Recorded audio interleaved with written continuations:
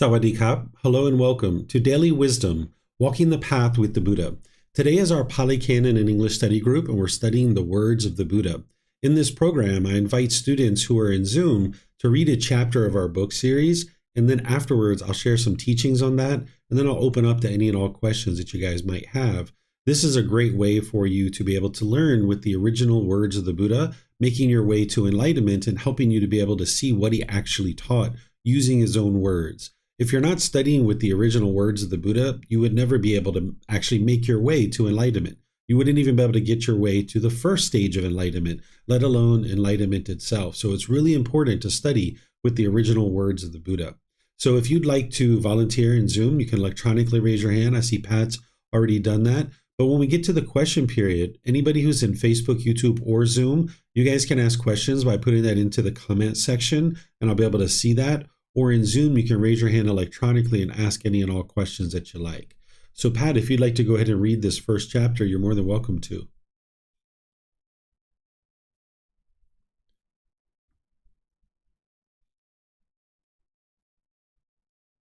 A great gift.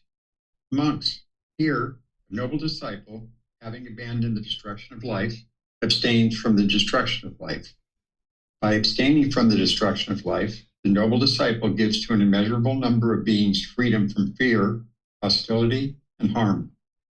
He himself, in turn, enjoys immeasurable freedom from fear, hostility, and harm. This is the first gift, a great gift, highest, of long-standing, traditional, ancient, untainted, and never before tainted, which is not being tainted and will not be tainted, not refused by wise ascetics and Brahmins. This is the stream of merit, stream of the wholesome, nutriment of peacefulness, heavenly, ripening peacefulness, conducive to heaven, that leads to what is inspired for, needed, and agreeable to one's welfare and peacefulness. The other four precepts, which are abstaining from taking of what is not given, abstaining from sexual misconduct, abstaining from lying, and abstaining from consuming intoxicants, substances that cause heedlessness, are repeated with the Buddha's guidance.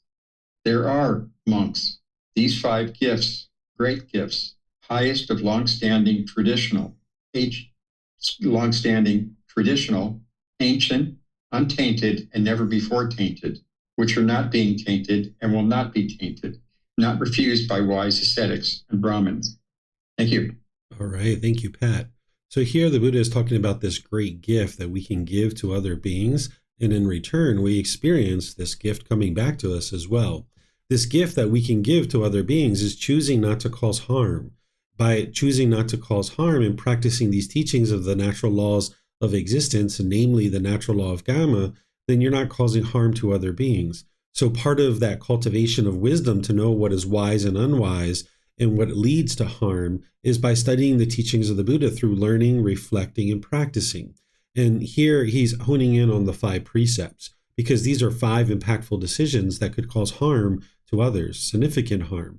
But if you're choosing not to actually do the things that he taught as part of the five precepts, and you're choosing to practice those precepts closely, then you're experiencing this immeasurable freedom from fear, hostility, and harm yourself, because that's what you're giving to others, that you're not causing harm. So there's this immeasurable number of beings that experience freedom from fear, hostility, and harm. Because, for example, the first one, you're not going around actively killing other beings. And now in turn, there's this freedom from fear, hostility, and harm that you have. Because if you've ever been doing unwise things in your day-to-day life, and then you go home and you're like worried about that, or you're fearful about that, if you're practicing the natural laws, you can come home and your mind can be at ease and be peaceful, because you know that you haven't caused any harm when you went out. And if you put enough of those days together over multiple years, you'll be able to get to the point where your mind's just so peaceful and you're not experiencing any unwholesome results coming back to you.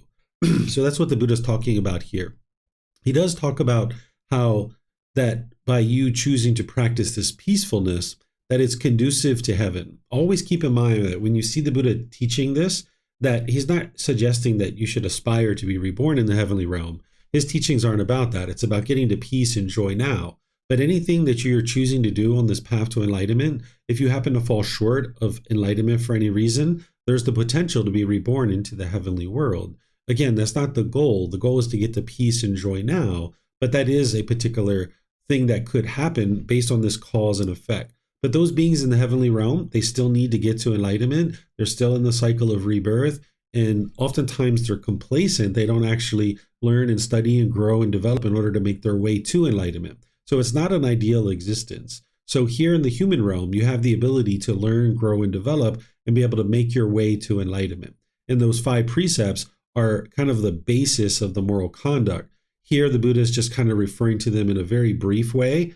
But if you go study the 5 precepts with the original words of the Buddha, you'll see what he's talking about in terms of these 5 precepts, because they're much more detailed than just no killing, no stealing, no sexual misconduct, no lying, and no intoxicants. Because that sounds like black and white. It sounds like absolutes, where he's teaching you a much deeper way of understanding, and he's really helping to illuminate the teachings so that you can be able to understand them in a way that you could actually practice them.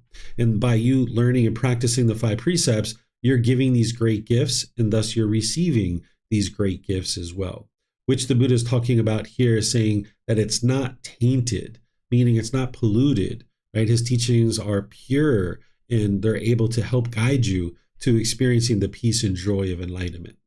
So let me know what questions you guys have here. This is volume 6, chapter 31. Looks like Janae has a question here. So the 5 precepts are essentially the highest forms of harm an individual could produce.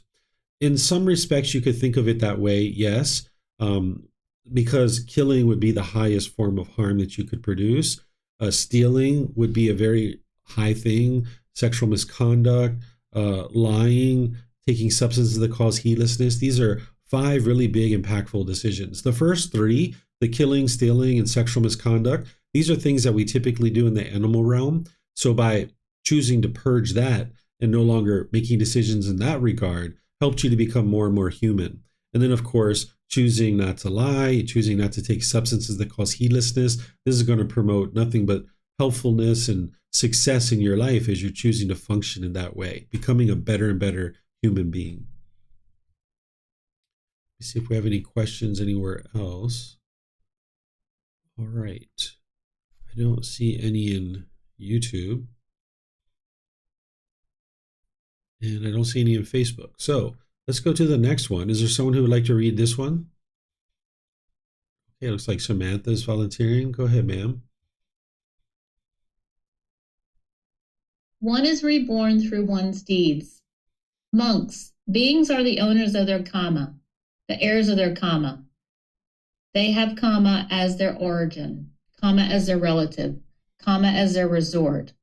Whatever Kamma they do, wholesome or unwholesome, they are its heirs.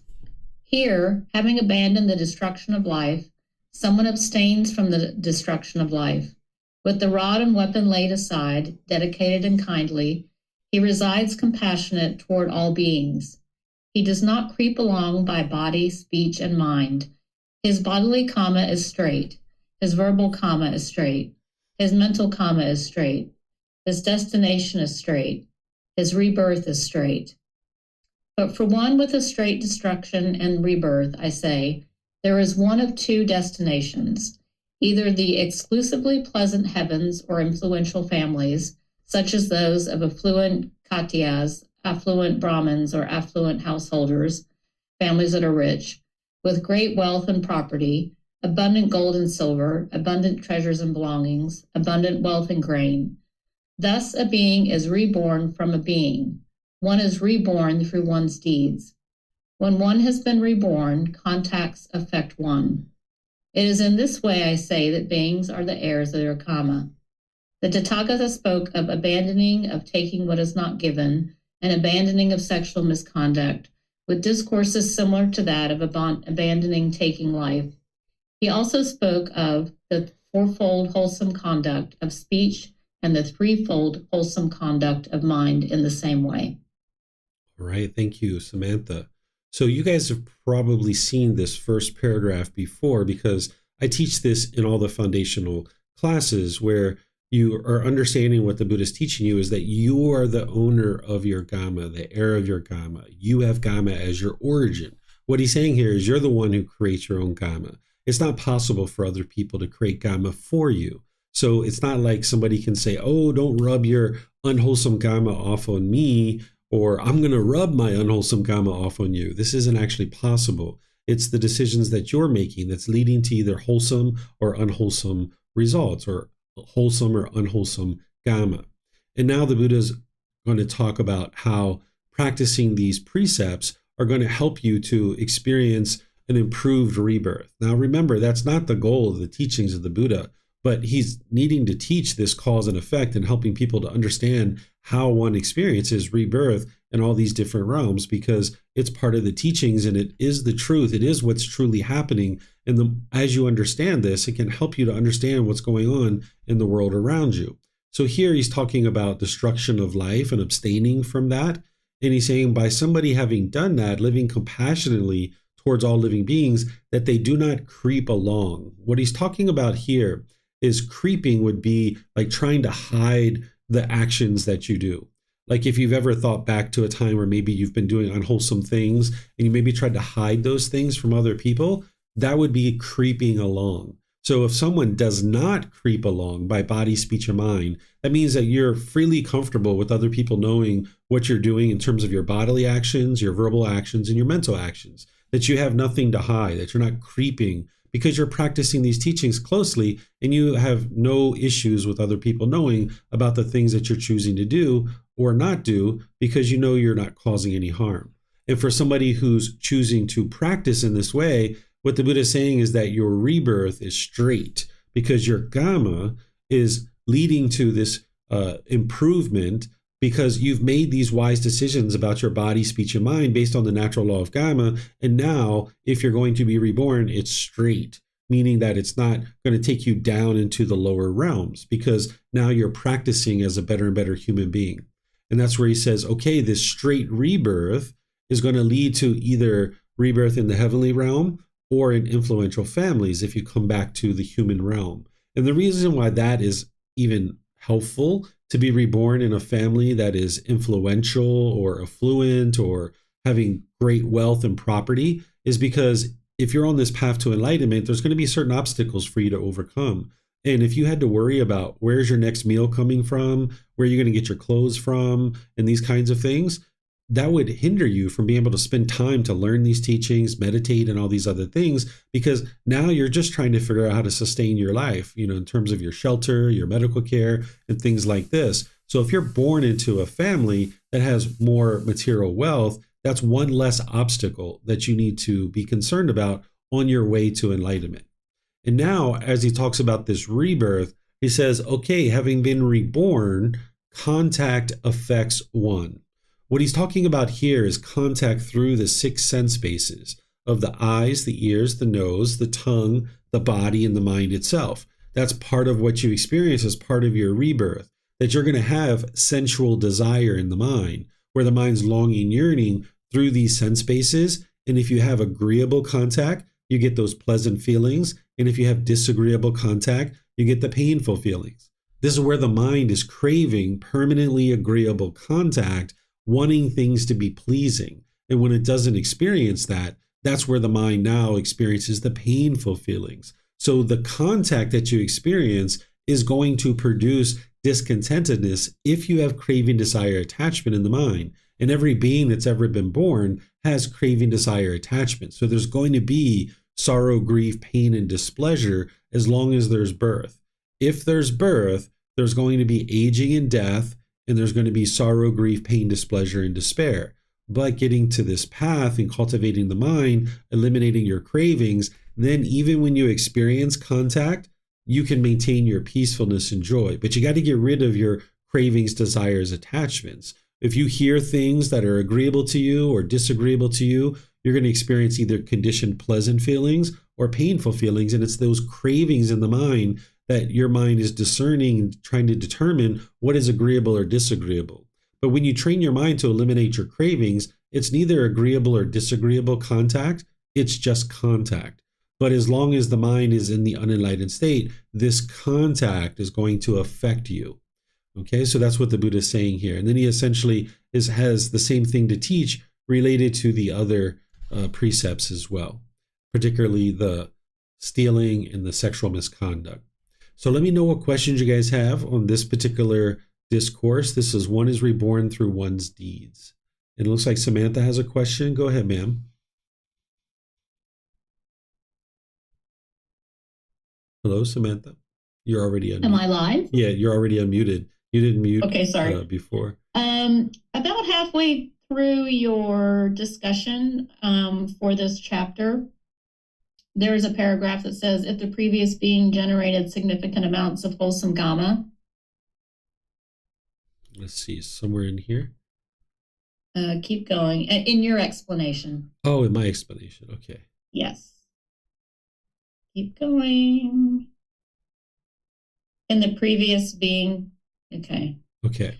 So what I understand from that, it says something about being reborn in a favorable destination, wealthy family, beautiful appearance or whatnot.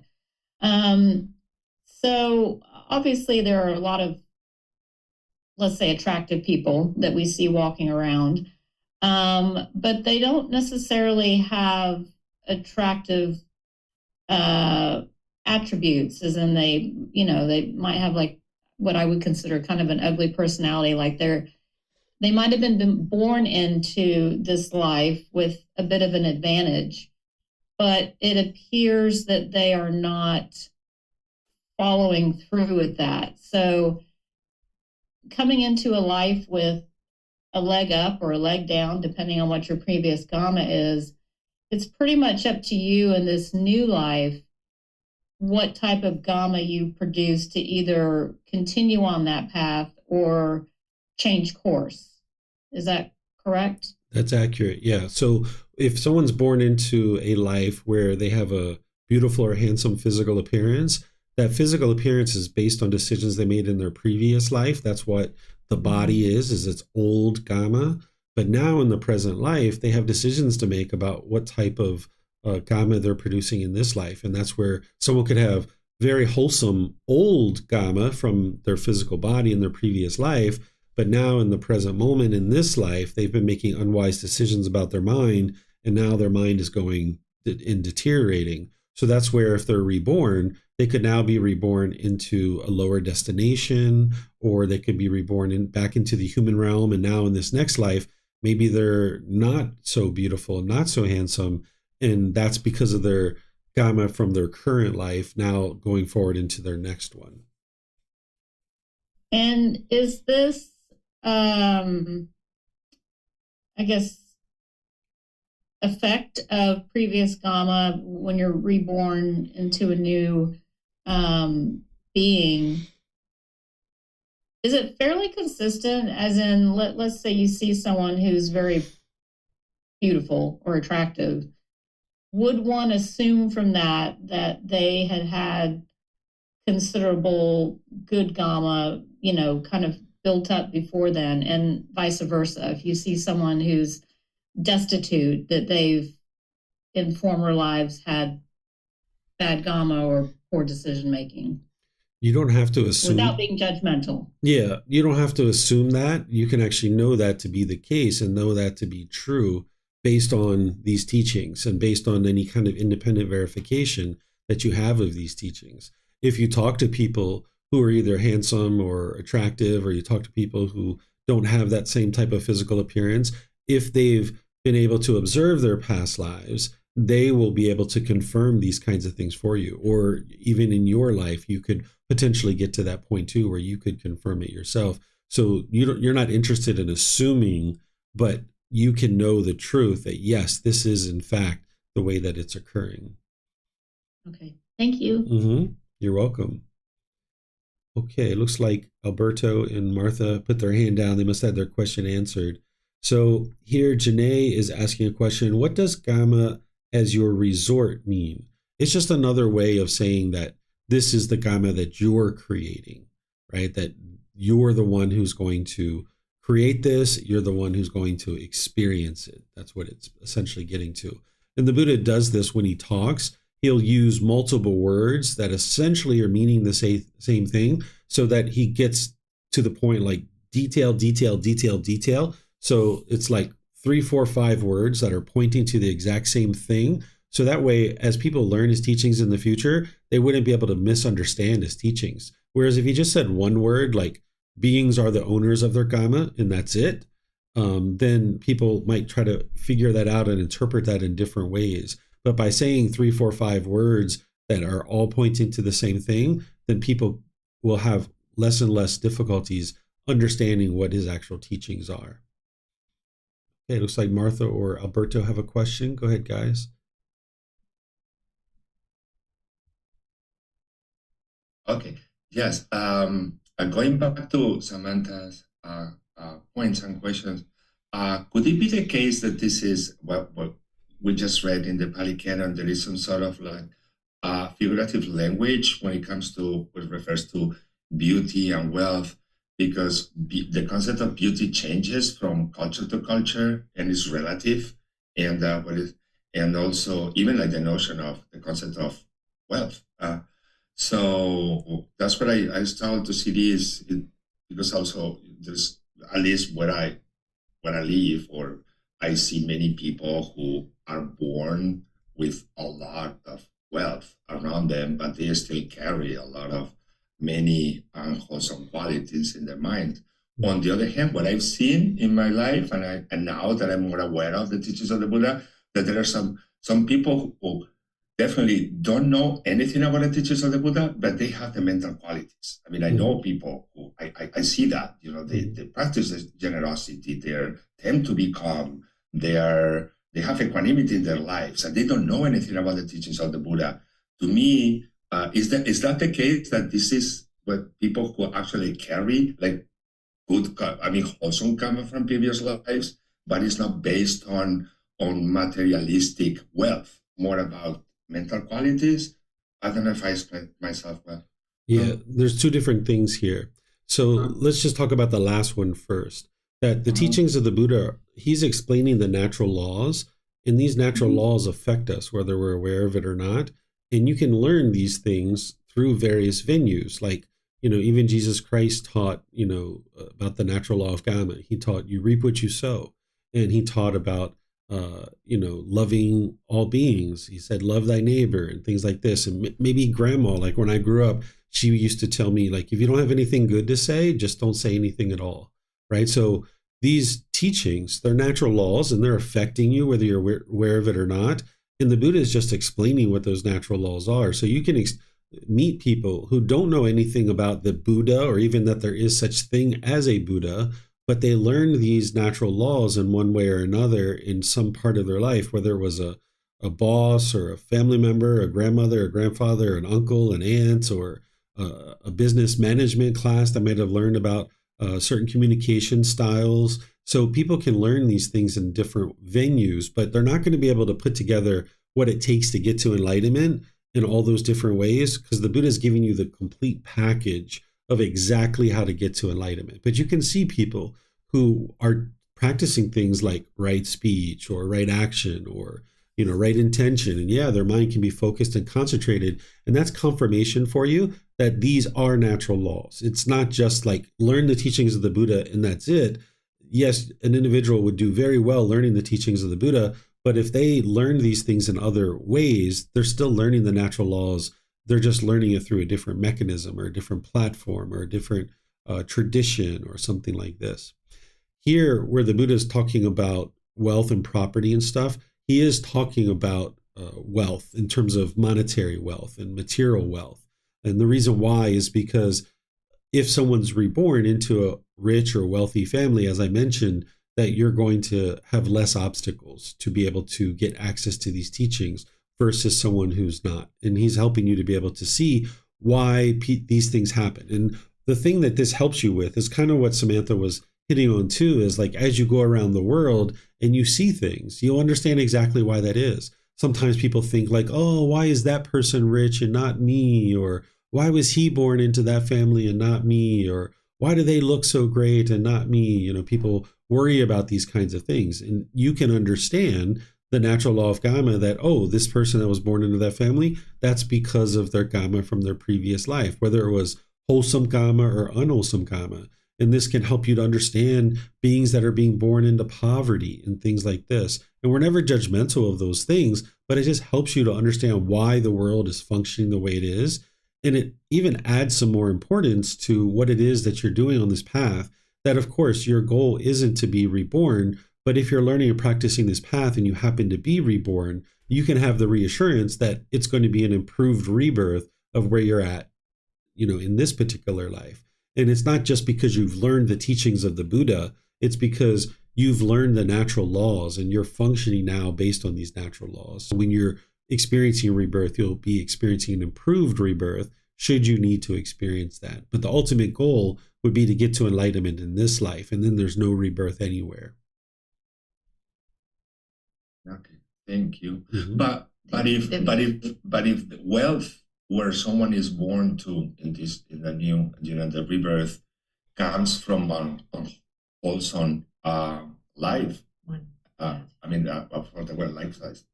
Is this is lifestyle? No, it's not lifestyle. Sorry, I forgot the word.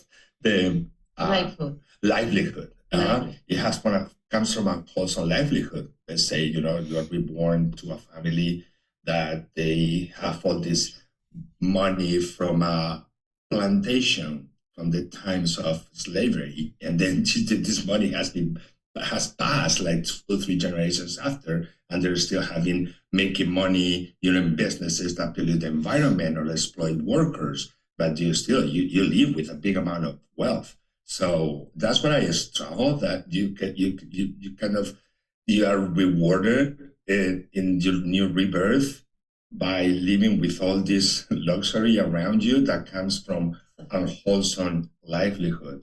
So you shouldn't think about it as a reward. Like, the Buddha isn't telling you about any kind of beliefs or opinions or views. He's explaining to you why people are reborn into a family that has more wealth or more property. And having experienced that, an individual is now going to be better off in terms of not having to overcome that obstacle of things like food, clothing, shelter, and medical care. So he's not dangling a carrot and say, hey, do all these things so then you can be reborn in your next life in this way, because the ultimate goal is to get to enlightenment in this life and not be reborn anywhere. But if you're curious, if you were maybe reborn into a rich family, maybe you feel guilty about that, you can see that, no, these are decisions that you made in a previous life. Or if you weren't born into a rich family and you were born into very basic means, but you've been able to overcome that, you can understand why that has occurred. And whether the money was acquired in one way versus another, that's another aspect of Kamma. That's not what the Buddha is talking about here. That's a whole nother aspect of Kamma, but there's still Kamma associated with acquiring money in a certain way, but you're putting too many issues on top of each other instead of looking at this in a very clean way of what is the Buddha teaching. He's teaching you that by practicing the elimination of killing, stealing, and sexual misconduct, that there's this potential rebirth in an improved destination. And this is why this is occurring. Very simple, very clean line. Don't confuse it with, oh, well, what if the money came from here, came from there? What does that mean? This is like putting too many things into it, where he's just helping you to be able to see why beings are reborn in a certain destination. Okay, thank you, David. Mm-hmm. You're welcome. We have some more questions coming in here from Robert in Zoom. What about if you're born into a wealthy, abusive family versus is a loving, poor family that supports better Kamma? Yeah, there's those options too, right? Those things are happening, and it's all based on your Kamma. This is where sometimes, we might sit around and be really upset about where we were reborn, not even understanding that there is rebirth, right? We might be hating our family or hating the situation that we're in. And the Buddha is just helping you to be able to see that what you're experiencing is a result of your decisions. And it's never just one way. This is where the mind thinks in absolutes. So when I say that you're born into a wealthy family and this removes the obstacle of having to have food, clothing, shelter, and medical care, that is true, right? But then there's other concerns as well. Like you're saying, like maybe people are very cold and, backstabbing and things like this. Yeah, there's those kinds of things too. But you guys need to be able to see it very clearly and cleanly of what the Buddha is teaching you here. and don't mix in a whole bunch of other things, because yes, that is part of the natural law of Kamma, but you got to keep it clean and be able to see what he's actually teaching you of why beings are reborn into a particular family. And he's giving you the parameters for that. And then Robert says, it is helpful to have a reason for all these things that people wonder about, so you don't have to worry or think about it anymore. But still, wondering about the impact on your life from a wholesome versus unwholesome family versus a rich versus a poorer family. Not sure what you're thinking, Robert. If you'd like to unmute, you're welcome to. And you're welcome to explain, and I can help you further if you like. No, I think the way you've sort of explained it has been helpful to me. I think it is, first of all, helpful to just have a reason for all these things that people wonder about. So like, why am I in this place versus somebody else? Kamma. So you don't have to decide that. And then for all these different things about wealth versus not wealth versus all these things, it's more about like, are you born into a situation that supports this path versus doesn't support this path, which may or may not involve money, which may so if I can frame it like that, that helps me a little bit more than just saying it's based on the bank account of the family you're born into. It's more like the situation that you're born into supporting you getting to enlightenment. Is that accurate? Yeah, there's always multiple criteria, right? And the Buddha here is just talking about one particular aspect, right? It doesn't mean that if you're born into a rich family, it's going to be easy for you to get to enlightenment. That's not what the Buddha is teaching you here. But sometimes that's the way that the mind thinks about it, is it thinks in these absolutes. But you need to be able to see that he's just teaching you one aspect of rebirth and why beings are reborn into a wealthy family. And then I added that part for you guys to understand that the reason why this is considered to be an improved rebirth is because by not needing to worry about money, you can now, if you choose, focus on the path. Doesn't mean everybody's going to do that. That would be permanence if everybody did that. But that is the potential that somebody has, and that's why it's considered to be an right. So I don't see anything else. So let's move to the next chapter. This is chapter 33. Is there someone who would like to read this?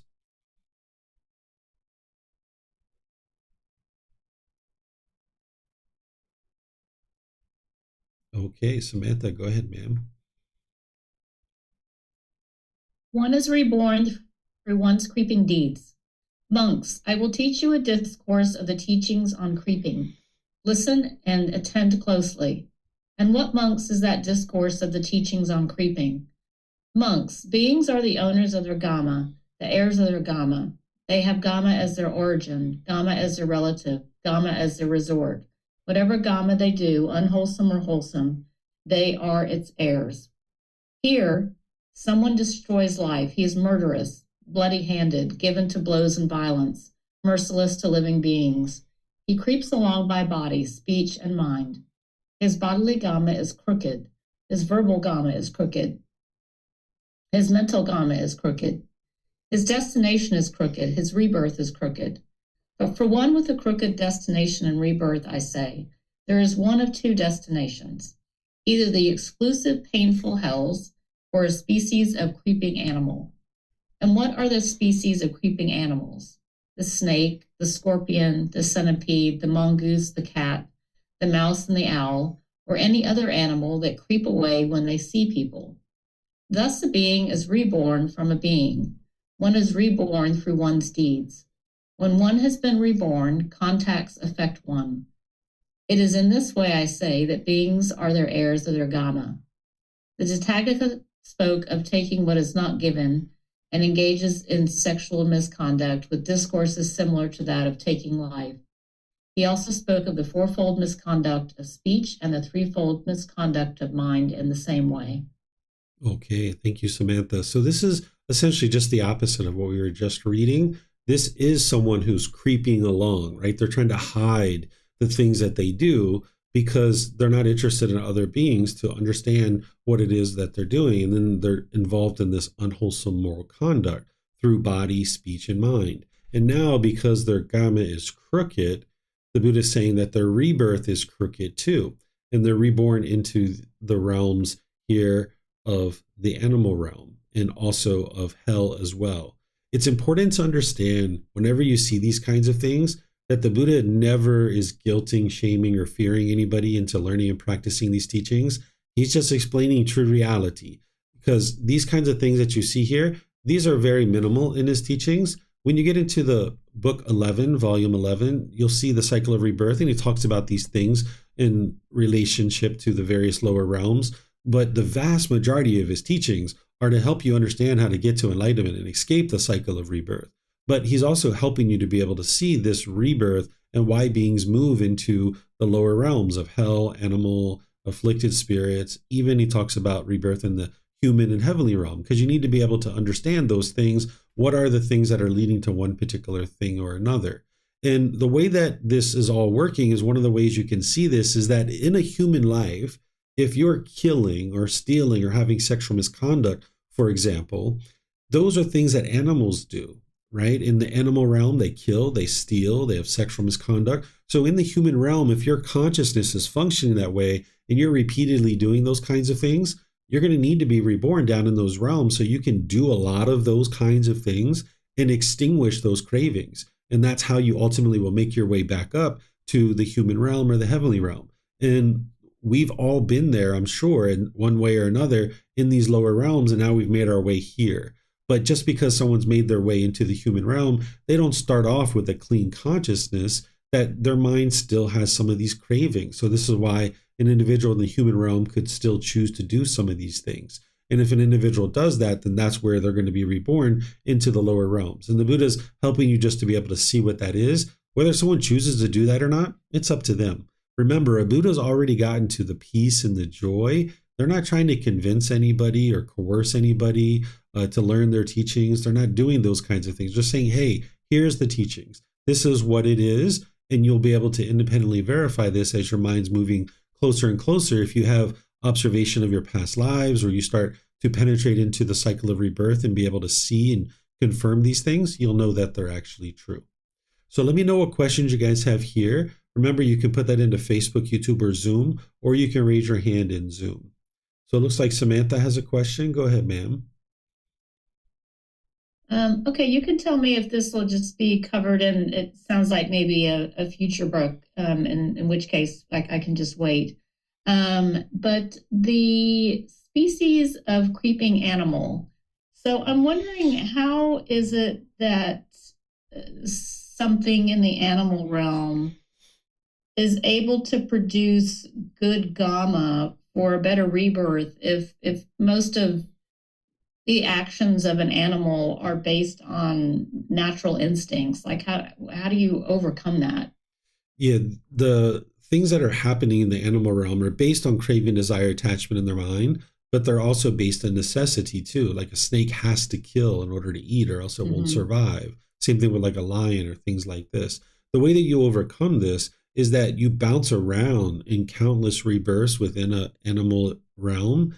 And now you ultimately end up getting into better and better animal existences. So like a rabbit or an elephant or a turtle or things like this that tend to not be very aggressive and hostile and bitter. The mind has improved within the animal existences. It is possible to go from like a snake or a tiger into the human realm, but it's not as common. But this is why you can see an individual who's born into the human realm, and maybe from the age of 12 or 18, they were showing signs of being a mass murderer, and they ultimately were a serial murderer. This is an individual who most likely was in one of those existences, like a lion or a tiger or something like this, and they were reborn into the human realm, and now they're still actively killing, right? And they still have that craving to kill. And now that individual, having acted upon that in this realm, is going to most likely be reborn down into the hell realm, or perhaps the animal realm again. So you can overcome the consciousness and the cravings that are in the consciousness, because that's what's motivating this behavior, by being reborn into multiple rebirths within the animal realm. So it's never really just one animal existence. The Buddha describes the animal realm like a prison, because once you're there, you need to have countless rebirths, in order to be able to burn off enough of your unwholesome karma to be able to make your way into like a human existence. But there will be countless existences in that animal realm before a being makes their way into the human realm. So, for instance, the scorpion that kills, for sustenance and without thinking, without, harmful intent. He does it because that's what he has to survive. His next rebirth, because he was acting upon natural instincts and without the intention of, I guess, ill will, he will more likely be a less aggressive, less creeping animal. I would like to help you with some of the things that you're sharing here and saying is that a scorpion is acting with intention. They are acting with ill will. There's no this intention or this instinct that you're thinking of. This is actually intentional acts that they're choosing to do. And of course, as a scorpion, this is what they have to do in order to sustain their life. But there is a certain action. There is thinking that they're doing. They're intending to kill in order to be able to eat. And of course, that's the reason why they're doing it. Because in order for there to be Kamma generated, there has to be intention behind it. Whereas if the scorpion was just walking down the street and accidentally bumped into a being and stung it and killed it with its poison, then there's no Kamma with that. But a scorpion is intending to inflict this harm on this other being for its own benefit because of its cravings, right? It's longing, yearning, it's wanting to live and exist in this world, and it's trying to do that the best way that it knows how, which is eating this other being. So there's going to be craving, anger, and ignorance in the mind of that scorpion to be able to then do that. And now, if that scorpion is reborn, which it would need to be reborn because it's in the human realm, it's either going to be reborn into another animal existence, or it could go down to hell, it could go up to afflicted spirits, it could even come into the human realm, and it can even go into the heavenly realm.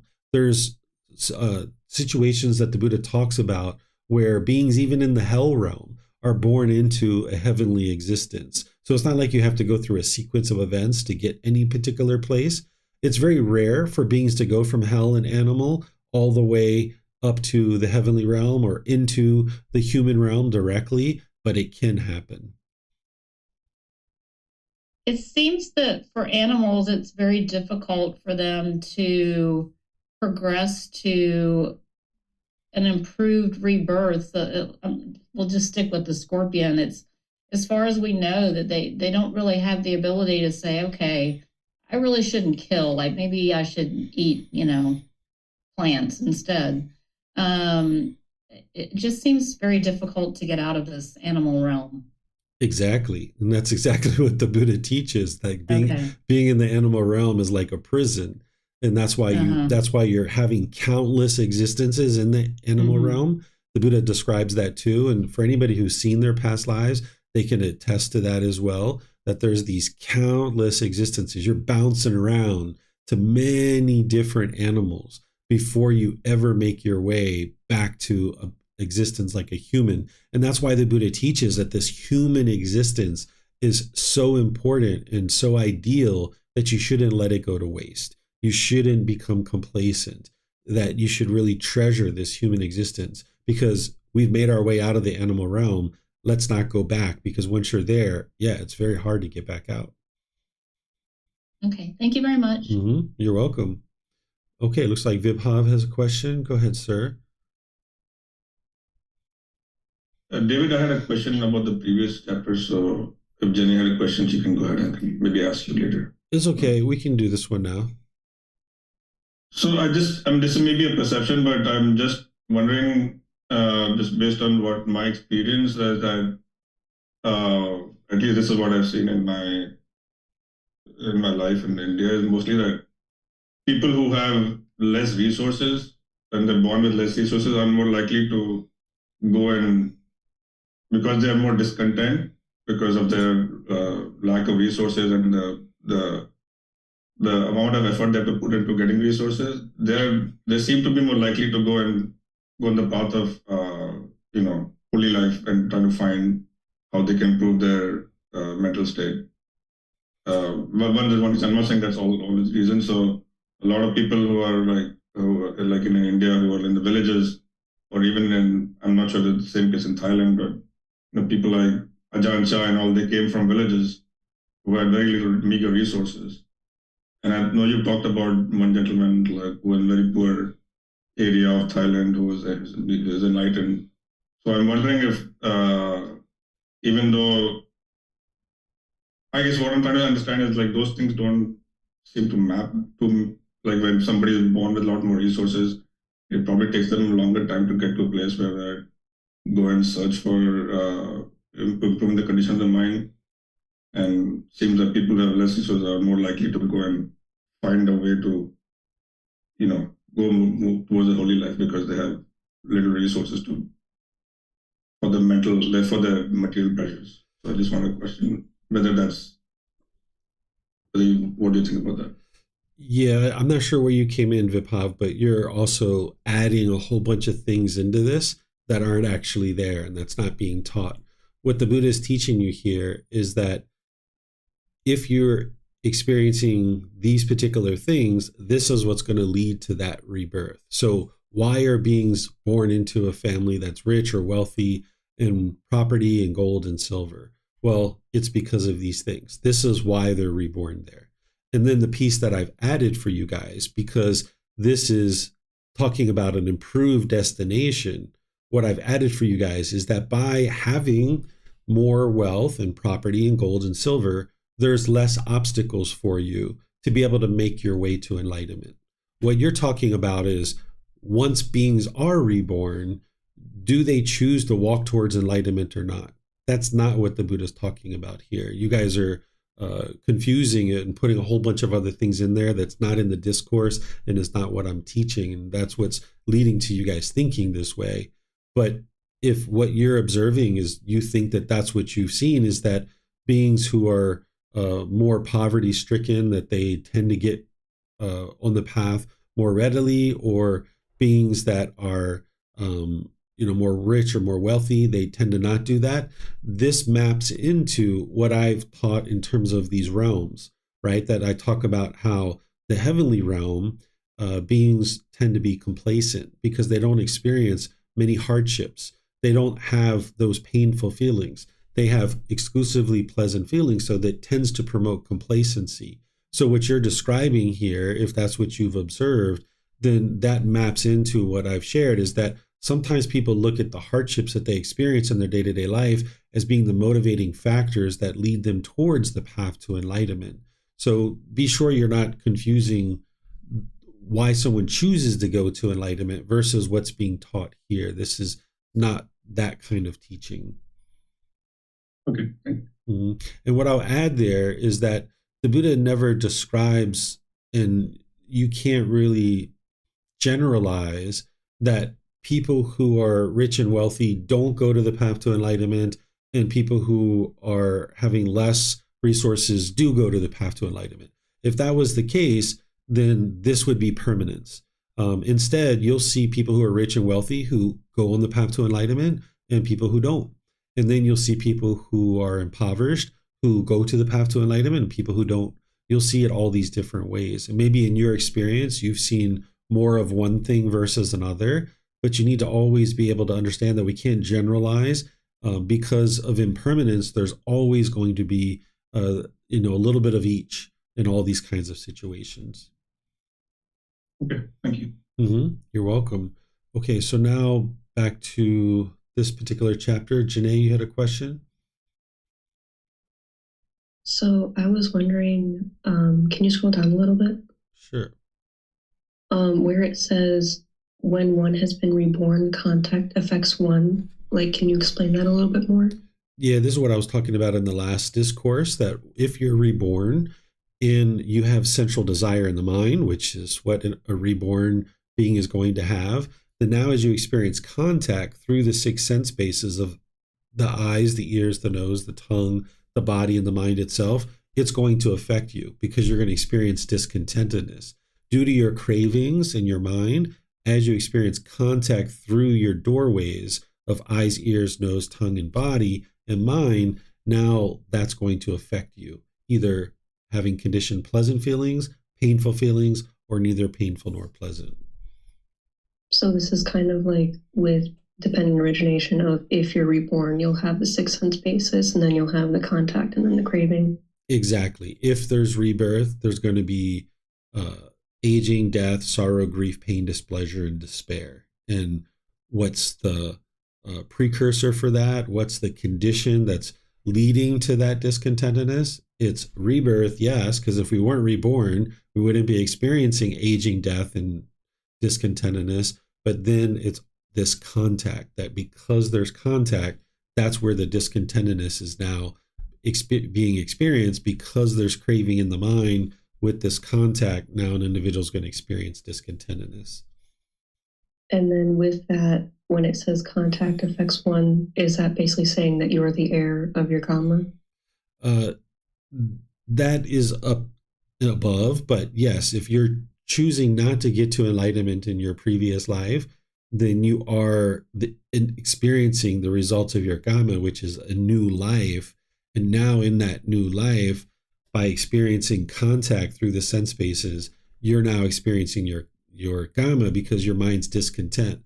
But that's where you get to the point where you've purified your mind, and now you're experiencing wholesome Kamma, because as an enlightened being, you're still experiencing contact through the 6 sense bases, but you're not experiencing discontentedness. So yes, rebirth is your Kamma. Now that you experience this contact, if you are discontent, that's your Kamma too, because you haven't purified your mind. Every single thing you experience is Kamma, a result of your decisions. So if someone's mind is peaceful or someone's mind is angry and frustrated, that's a decision that being is making. Oftentimes, these things, as you guys have heard me share, people blame on other people, but it's ultimately a decision that an individual is making of to be happy or to be sad. That's a decision that the individual being is making based on whether they actually trained their mind to get to that unconditioned happiness and joy, or whether they haven't trained their mind and now they're experiencing the anger and the sadness and frustration. Okay, thank you. All these things are Kamma. All right. So I don't see any other questions anywhere. All right. So let's move to the next one, which is chapter 34. It looks like Pat's volunteering for that one. Go ahead, sir.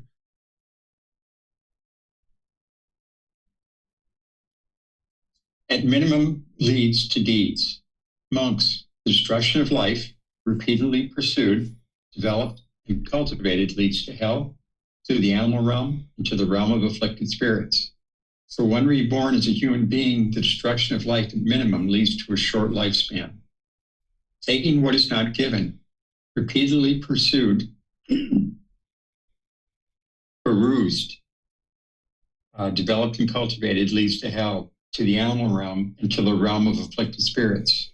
For one reborn as a human, being taken what is not given at minimum leads to loss of wealth. Sexual misconduct, repeatedly pursued, developed, and cultivated leads to hell, to the animal realm, and to the realm of afflicted spirits. For one reborn as a human being, sexual misconduct at minimum leads to hostility and competition. False speech, repeatedly perused, developed, and cultivated leads to hell, to the animal realm, and to the realm of afflicted spirits. For one reborn as a human being, argumentative speech at minimum leads to being separated from one's friends. Harsh speech, repeatedly developed and cultivated leads to hell, to the animal realm, and to the realm of afflicted spirits. For one reborn as a human being, harsh speech at minimum leads to disagreeable sounds. Idle chatter, repeatedly pursued, developed, and cultivated leads to hell, to the animal realm, and to the realm of afflicted spirits. For one reborn as a human being, idle chatter at minimum leads to others distrusting one's words. Drinking liquor and wine ingestion of substances that cause heedlessness, repeatedly pursued, developed, and cultivated leads to hell, to the animal realm, and to the realm of afflicted spirits. For one reborn as a being, drinking liquor, wine, ingestion of substances that cause heedlessness, at minimum, leads to madness. Thank you. Okay, thank you, Pat. So here, this is a very rare discourse where the Buddha is actually showing you the real direct cause and effect of certain actions that you could take and the result of those things. And as you guys know, you're never interested in believing anything that the Buddha teaches you. You would like to be able to independently verify this. So if he's saying this is the truth, and you should be able to independently verify it. So what you do is you start looking around the world to see if this is true. Whereas if an individual is repeatedly destroying life, meaning killing, does this lead to a shorter lifespan? Well, you can look no further than like war, right? Because that's a place where people are repeatedly killing. And you can see 18, 20, 30-year-old individuals that are dying so young, right? Or like I grew up with some people who were into some really unwholesome things, and they were actually murdering other human beings, and they got murdered themselves. You know, this one really good friend of mine was standing in a telephone booth, and they walked up with a shotgun and boom, you know, they blew him to pieces, right? Because of the killing that he did at 17, 18 years old, he got killed right there in the phone booth. So you can see these things are actually true. And any of these things that you might have done, you can see it really clearly. Maybe you've done some sexual misconduct, or maybe you've had sex with lots of different people, and maybe those people found out and you experienced some hostility and there was this competition between them, right? So you could go through each one of these and be able to independently verify this. I know many of us have indulged in substances that cause heedlessness, and you can see that that absolutely led to madness, right? So this is an opportunity for you to go through these things and be able to see the cause and effect and why the Buddha is teaching these wise decisions of what would be wise to do one thing or the other. And now you can independently verify these things, because then that helps you to reassure you why you're practicing these things, because you should be able to see in each one of these things that he's talking about why it's unwise. And now he's helping you to be able to see that, and then you can independently verify it, build confidence in his teachings, and now this will inform your practice where you know, like, I'm not interested in stealing because this is going to lead to loss of wealth. And the Buddha here is talking about rebirth, being reborn in hell, the animal realm, and afflicted spirits. And if you're reborn in the human realm, what that actually leads to. But you can actually see that these things lead to the same thing here, that if I were to steal in this particular life, people are going to end up stealing from me too.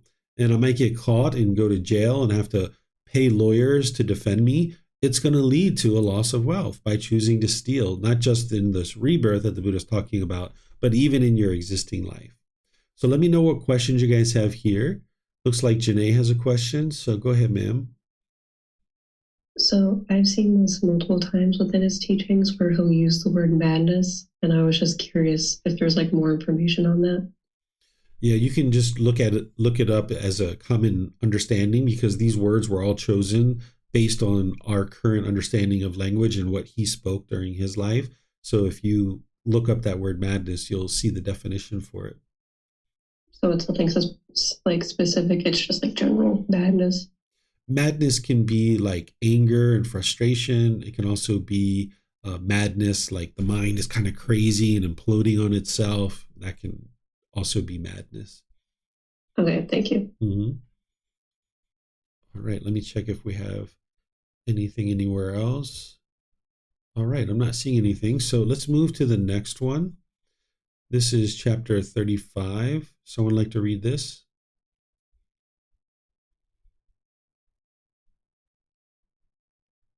Okay, Vibhav, go ahead, sir. And then Robert, looks like we'll come to you next. Indebtedness is discontentedness in the world. Poverty is called discontentedness in the world. So too is getting into debt. A poor person who becomes indebted is troubled with enjoying himself. When they prosecute him and he also incurs imprisonment, this imprisonment is indeed discontentedness for one yearning for gain and sensual pleasures. Just so in the noble one's discipline, one in whom confidence is lacking, who sees no danger in wrongdoing and brash, heaps up a mass of evil and wholesome karma. Having engaged in misconduct of body, speech, and mind, he forms a wish, may no one find out about me. He twists around with his body, twists around by speech or mind. He piles up his evil, unwholesome deeds, in one way or another, repeatedly. This unwise evildoer, knowing his own misdeeds, is a poor person who falls into debt, troubled while enjoying himself. His thoughts then prosecute him. Painful mental states born of remorse follow him wherever he goes, whether in the village or the forest. This unwise evildoer, knowing his own misdeeds, goes to certain animal realm or is even bound in hell. This indeed is the discontentedness of bondage. Thank you. Okay, thank you, Vibhav. So there's kind of two sections to this discourse, and you can understand both of them. This first one, he's talking about just like a person who is impoverished, goes into debt, and essentially they're experiencing this enjoyment while they're actually troubling themselves, right? So here, what you can understand is by going into debt, if you've ever gone into a significant amount of debt, you probably noticed there was a lot of stress and anxiety there, knowing that you owe somebody else money, and now you're having to drag yourself to work each day to be able to acquire enough money to be able to pay off this debt. So going into debt is unwise because it's going to produce all this stress and anxiety. And of course, there is things like good debt, right? Like if you have a certain investment in a home, this can help you to be able to build wealth. But then there's like debt where you're just charging up credit cards and things like this. And this can be very stressful for the mind. So getting out of debt is one of the most freeing and liberating things that you could ever do.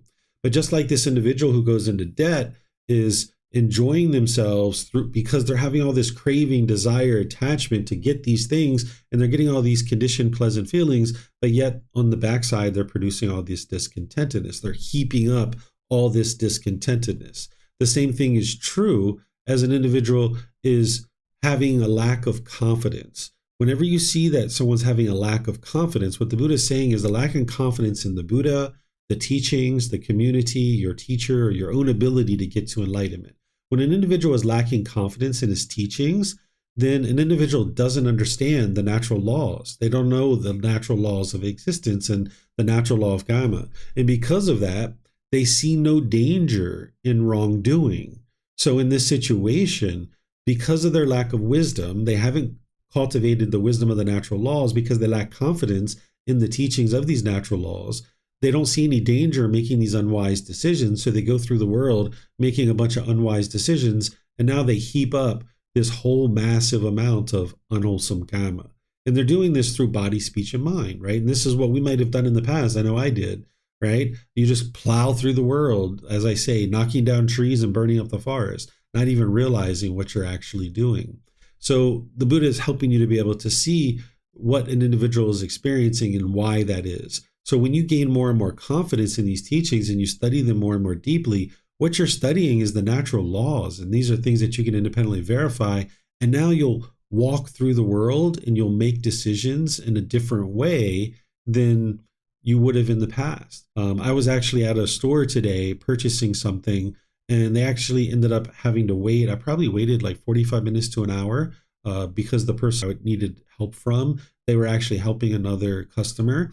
And I know I would have never just sat there and been calm and just waited until they were done with this other person. I would have been angry and hostile, like, hey, you know what? I don't have time to wait. How about we come back another time and I'll talk to you another time? That's an option too, right? But the last thing you're interested in doing, bitter, harsh, and hostile in these situations. So let me know what questions you guys have here about this particular discourse. You can put that into Facebook, YouTube, or Zoom, or you can raise your hand in Zoom if you like.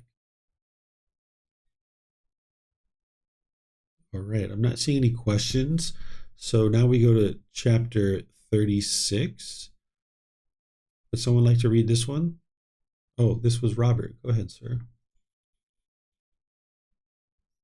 4 kinds of persons.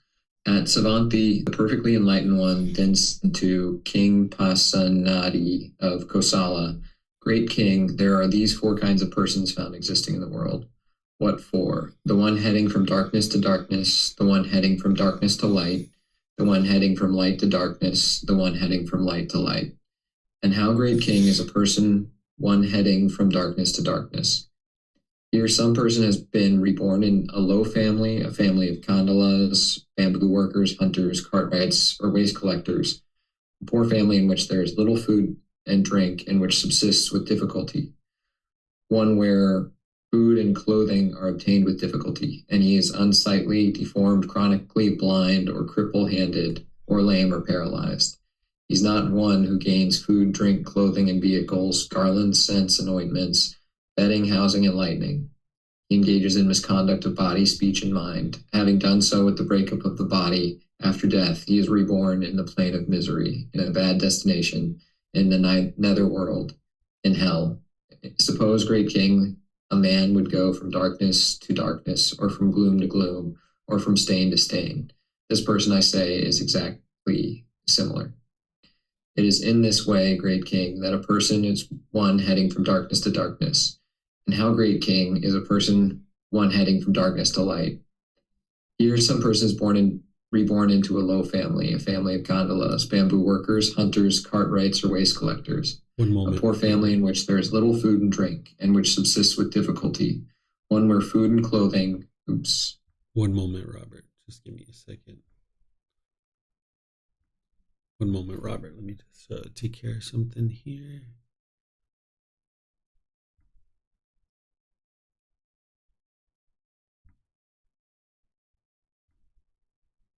Okay. All right. Let's go back to you, Robert. You should be able to see that now. Do you see that?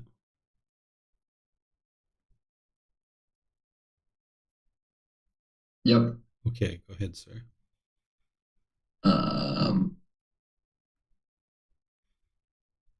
think one is heading from darkness to light. Yep. Here, some person has been reborn in a low family, a family of kandalas, bamboo workers, hunters, cartwrights, or waste collectors.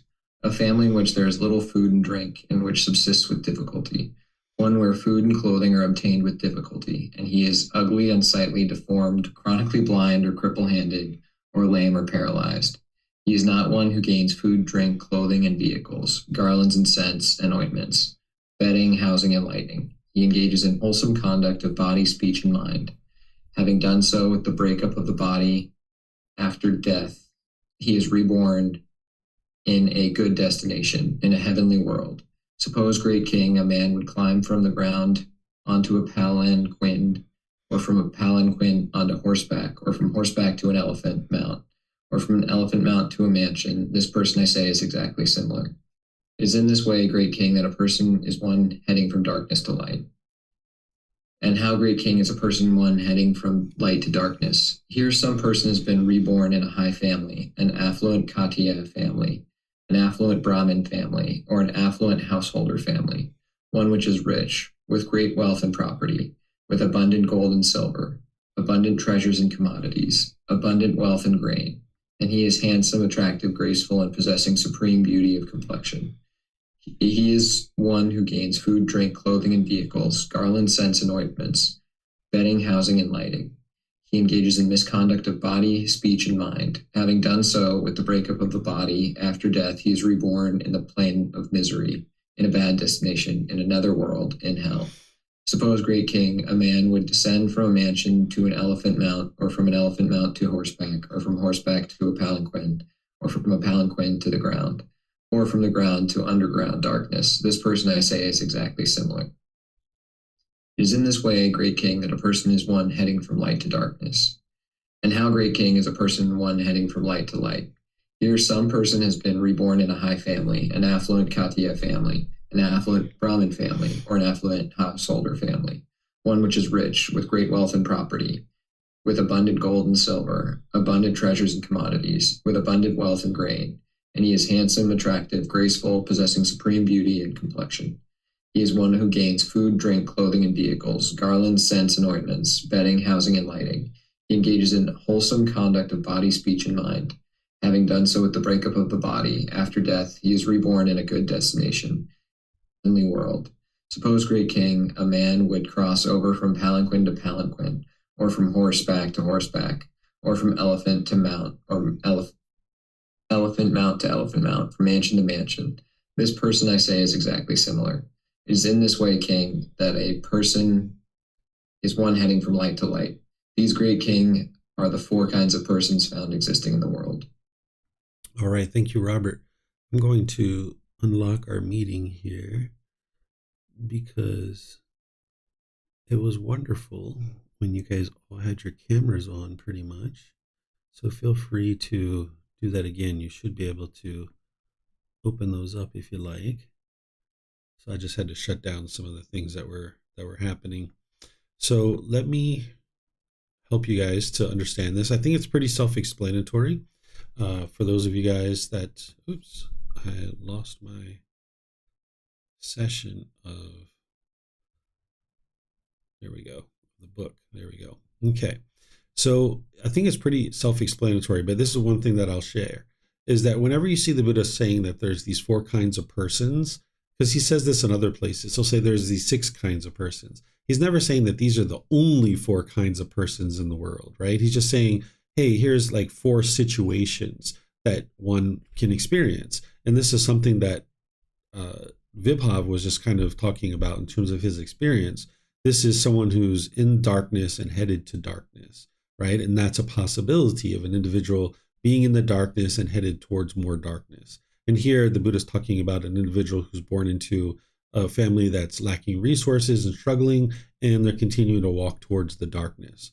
But then he's talking about an individual who's in the darkness, but now they're headed towards the light. And Vibhav, you said that you saw that this was something pretty prevalent, but here you can see the Buddha's talking about this other option as well, of darkness to darkness.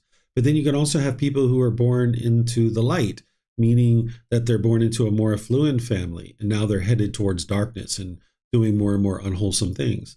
And then you can also have people who are born into a more wholesome situation, a more affluent family, and they're headed towards enlightenment. These are the 4 things. And this is why I mentioned to you that it would be unwise to kind of generalize, because these are the 4 ways that an individual can experience life. These are the 4 types of situations that one could potentially experience, whether you're born into a difficult situation or an affluent situation. You could be either headed towards the darkness or you could be headed towards the light. Which direction you walk is completely your choice. And the Buddha is just giving you a discourse and a simile to be able to help you understand that here. So let me know what questions you guys have here. This is chapter 36.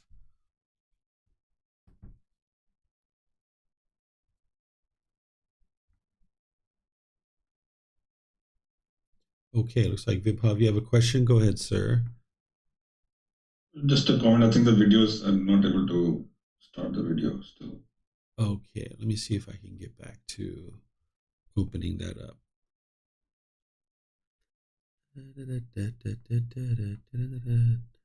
Now you guys should be able to do that.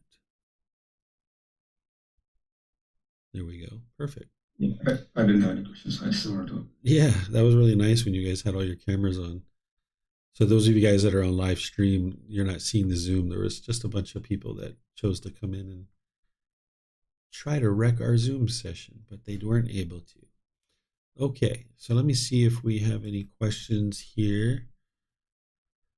Not seeing any questions anywhere, so let's move on to the next chapter, 37. Is there someone? Let's see, actually, I can cover this one. This is chapter 37. This is the Eightfold Path.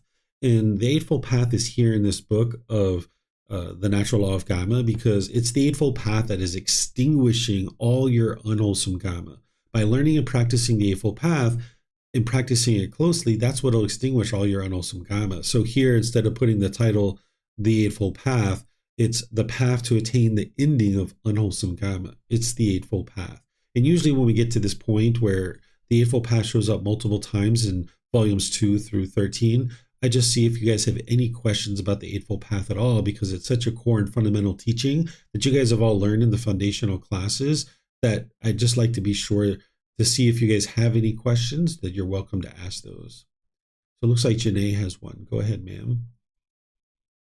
So something that I frequently think about with the Eightfold Path is the distinction between eliminating the discontentedness from your mind and from your life.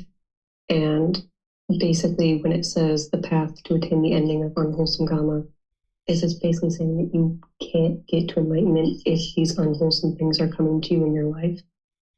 You need to be able to make sure you understand what is unwholesome, right? So like, I'll give an example. I don't think you were in the recent class, and Vibhav asked me questions about this, is that a few weeks ago, or maybe a month or so ago now, I was driving down the road in my motorbike, and then I switched lanes, right? And when I switched lanes, this person was just laying on the horn. They did not want me in that lane whatsoever, right? And so I might say, oh, this was unwholesome Kamma. No, this wasn't unwholesome Kamma. This was an individual who was behind me who was choosing to beep their horn because they had craving, desire, attachment. My mind the whole time, no fear, no frustration, no anger, no hostility. I kept on driving. They were still laying on their horn. Eventually they got over in the next lane, rode up beside me, wound down their window, were doing all these gestures out the window. They weren't a Thai person, by the way, because generally Thai people don't tend to function that way, although I'm sure there's someone somewhere that does that. But this individual then cut in front of me. And as he was making his way to cut in front of me, I'd already started reducing the acceleration so that I understood that having contact with this person was unwise. So when they were behind me beeping and honking, I was just going straight because there was nowhere for me to go.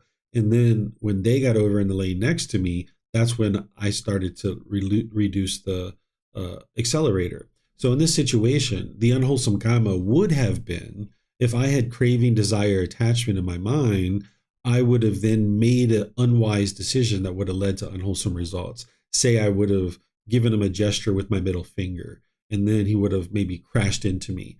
Or say I would have started yelling and hollering back at him. These are decisions that I made that would have led to him maybe escalating what he chose to do. Or if I had craving, desire, attachment in my mind, I might have been angry or frustrated or agitated in this situation. So getting to the elimination of your unwholesome Kamma doesn't mean that everybody around you is going to function perfectly. Your Kamma isn't based on how other people are functioning. It's based on what you're experiencing. So in that situation, I didn't experience any unwholesome Kamma, because what unwholesome Kamma would have been is harm coming to me.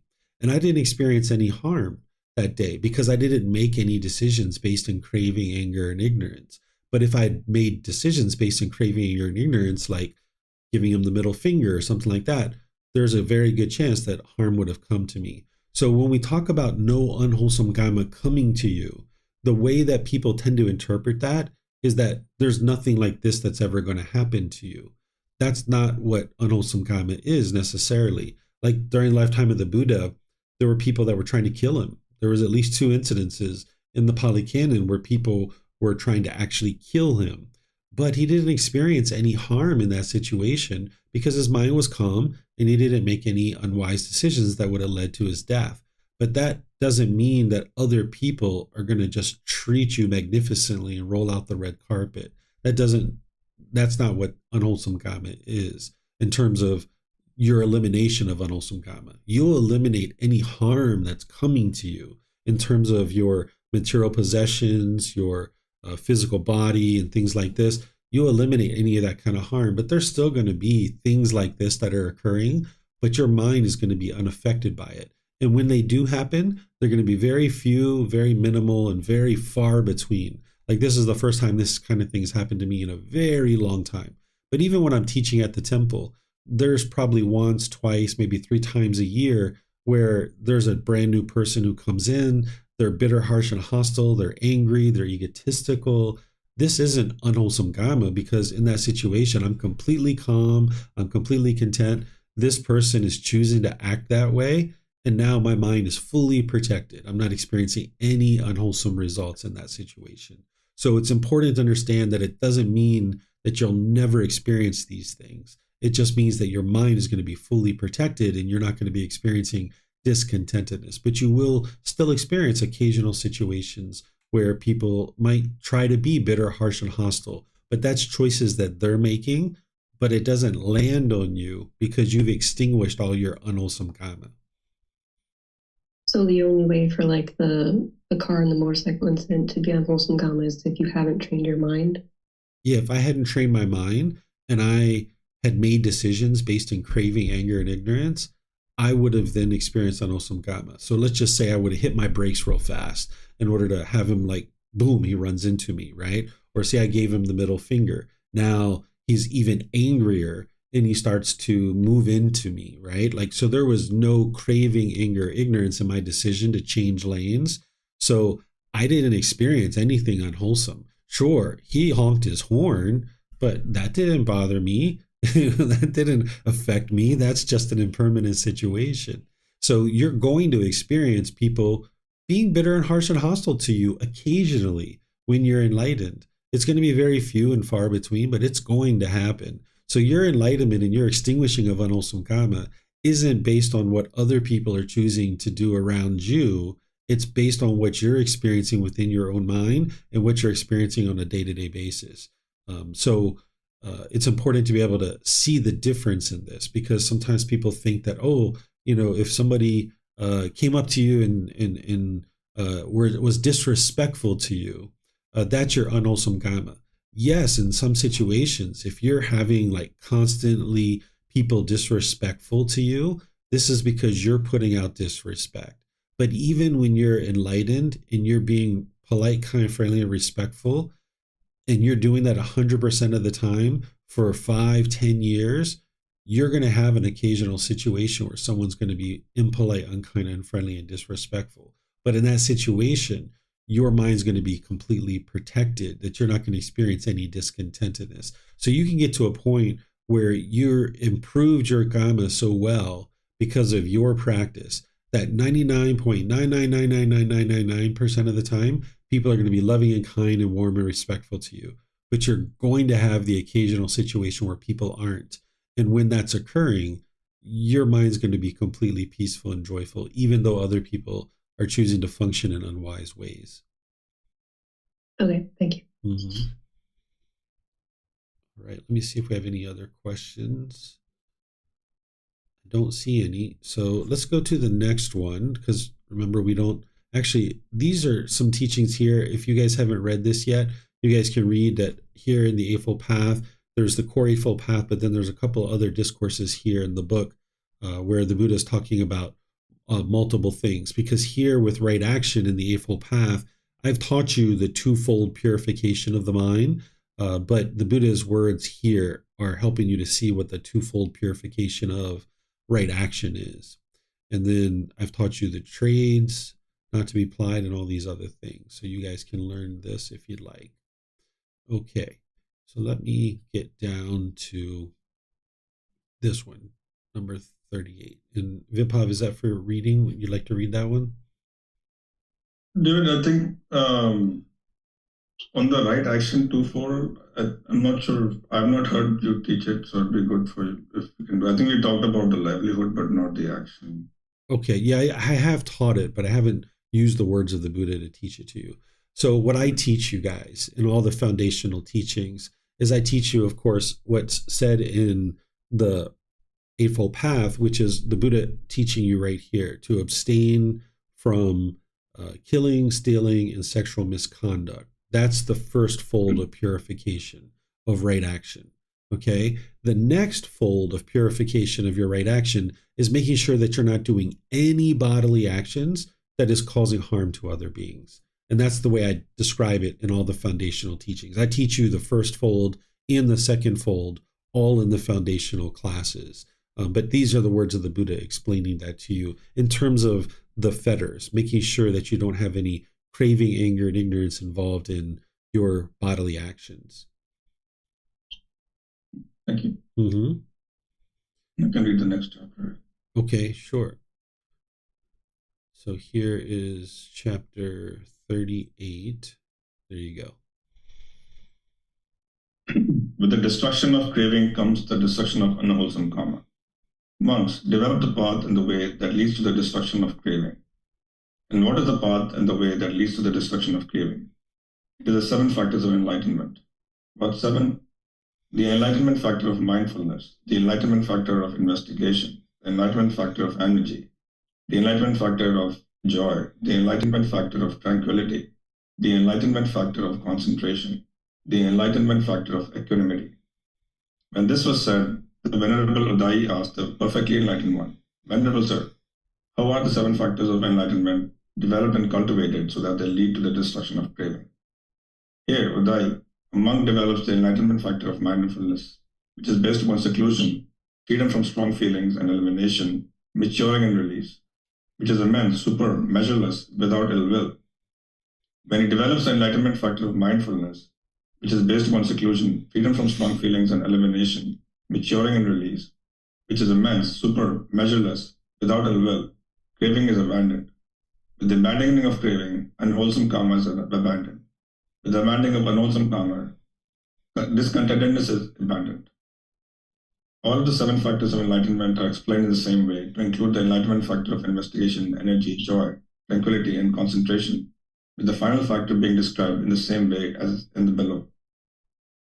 He develops the enlightenment factor of equanimity, which is based upon seclusion, freedom from strong feelings and elimination, maturing and release, which is immense, super, measureless, without ill will.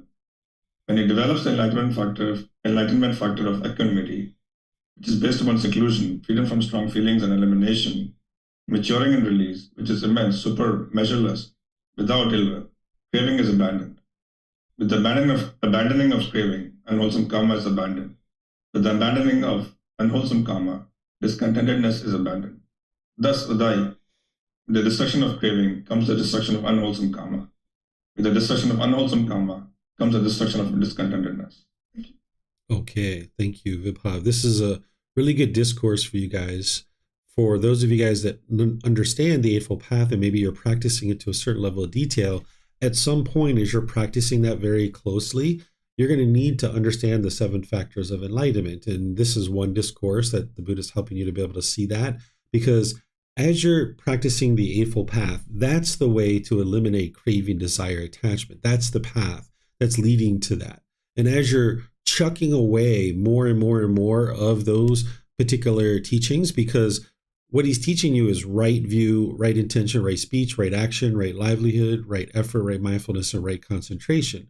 But what you're doing when you're first developing your path is you're eliminating wrong view. You're eliminating wrong intention, wrong speech, wrong action, wrong livelihood, wrong effort, wrong mindfulness, and wrong concentration. And as you're doing that and your mind's starting to release, your mind starts to swing, where your mind was chasing after these cravings, desires, attachments, and you have these pleasant feelings, and your mind's experiencing all those conditioned feelings. Well, when you start letting go of your cravings, your mind kind of swings to the other side. You can feel dull and lethargic. You can feel like kind of numb and kind of like kind of icky for extended periods of time, for multiple weeks, because your mind has overshot the middle and it's moved to the other side. And now maybe you start to realize that you're not in the middle there, and the mind might start to actually crave again. And you kind of overshoot the middle again, and you go over here to craving, but not as much as you had before, but you're still craving. So your mind kind of swings like this back and forth like a pendulum. And what you need to do is continue to practice the Eightfold Path very closely, but you need to bring in the 7 factors of enlightenment. That's what's going to help you to eliminate those residual cravings, to kind of hone the mind in and really fine tune it. So that's why the Buddha talks about it as leading to the destruction of craving.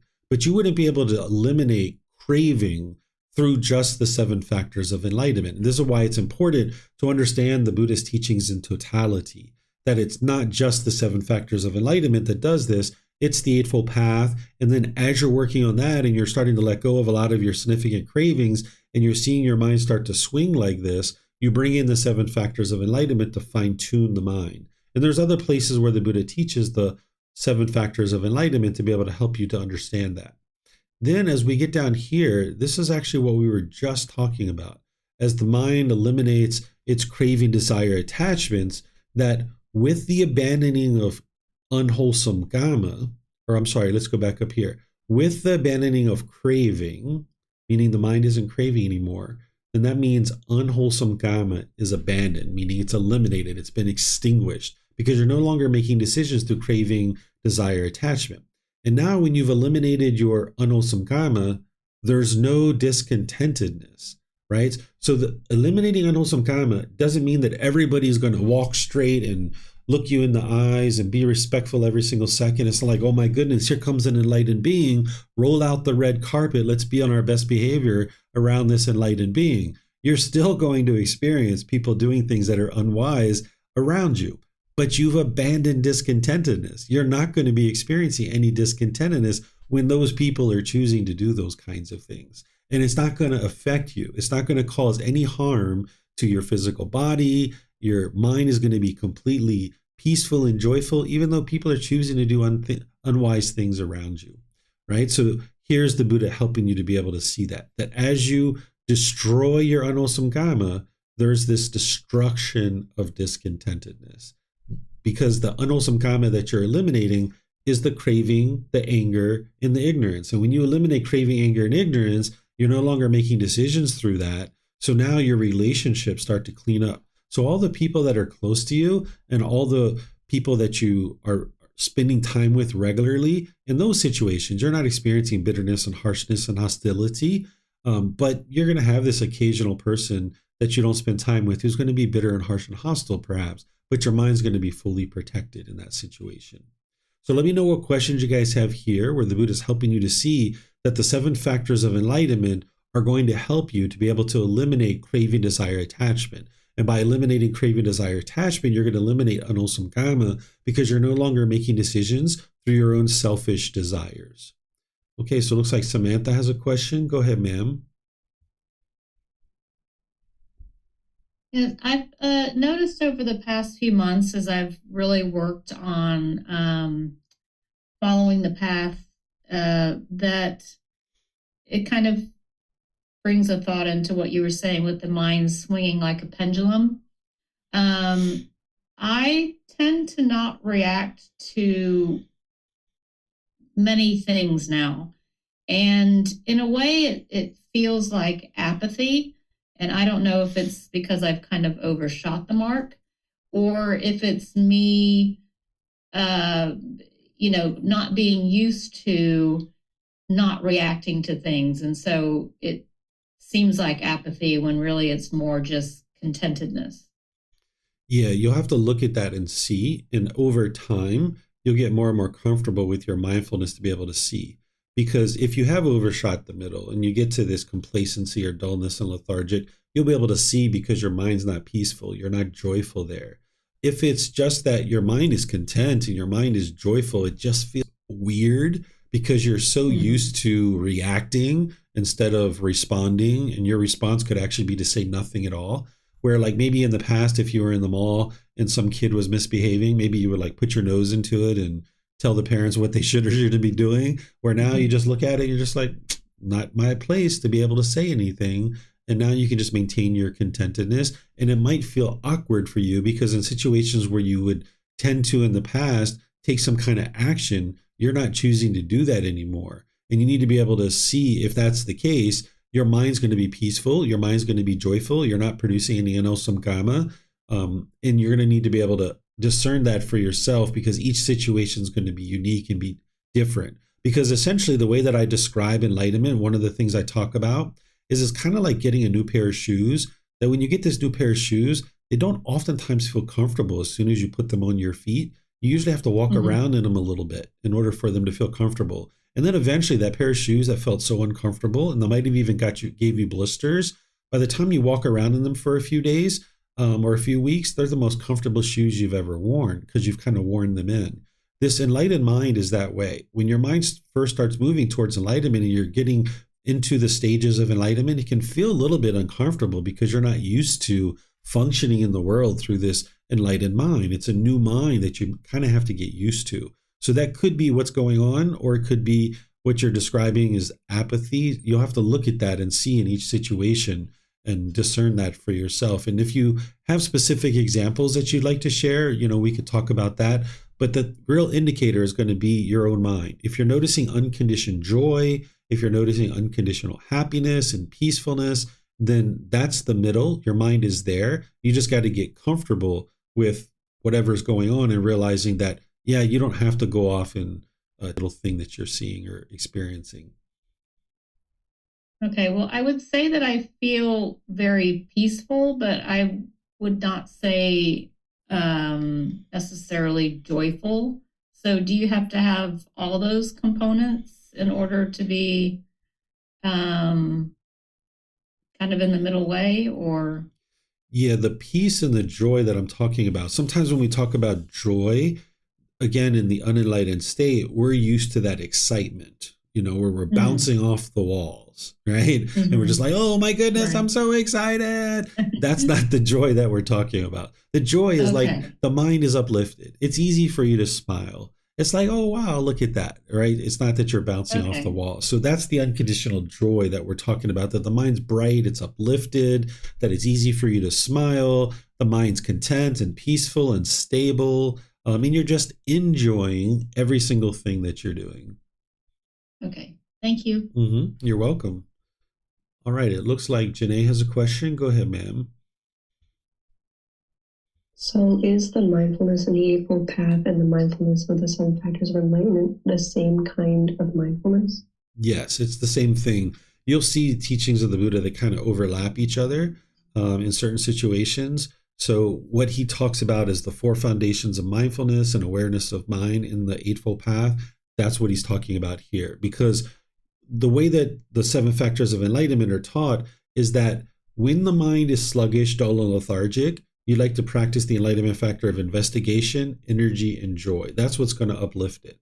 And when the mind is in that excited state where you are bouncing off the wall, conditional excitement, overactivity of the mind, you practice tranquility, concentration, and equanimity. Well, the thing that's going to allow you to figure out whether or not the mind's sluggish or whether it's overactive or excited is your mindfulness.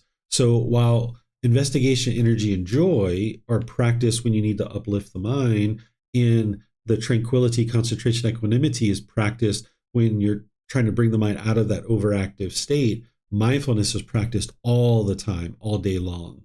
And by the time you get to enlightenment, you'll actually be practicing all 7 of these all the time, where you'll have mindfulness 100% of the time. You'll be investigating the teachings periodically, even as you get to enlightenment. You'll still be interested in the teachings because there's so many discourses and so many little facets to them that you'll still be investigating to a certain point. You'll have this energy where the mind is uplifted, where you don't get tired or exhausted. You can sustain your energy all day long. You're going to have that unconditioned joy, but your mind's also going to be tranquil, like peaceful and calm. You're going to have concentration where there's focus. You're going to have that equanimity where there's calmness and composure, even in difficult situations. So as you're making your way to enlightenment, you need that mindfulness from the Eightfold Path in what he's talking about here in the 7 factors of enlightenment, to look over the mind so that you'll know what state is your mind in, so that you can bring in the certain antidote or the certain solution or the certain prescription. This is where the Buddha gets the reputation of being like a doctor, but you are your own best doctor. The Buddha's giving you the tools for you to be the doctor. And the mindfulness is your assessment of the mind and kind of looking over the mind and trying to determine what state is the mind in and what tool do I need to use in order to bring it to the middle. And the more that the mind is in the middle, it'll just stay there all the time.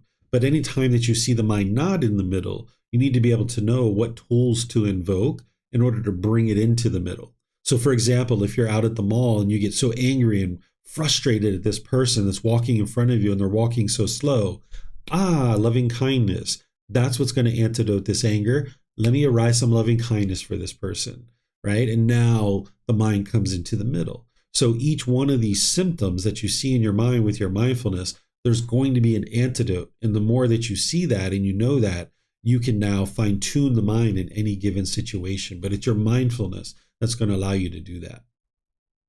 Okay, thank you. You're welcome. Okay, I'm not seeing any other questions here. So now let's go to chapter 39. Is there someone who would like to read this one?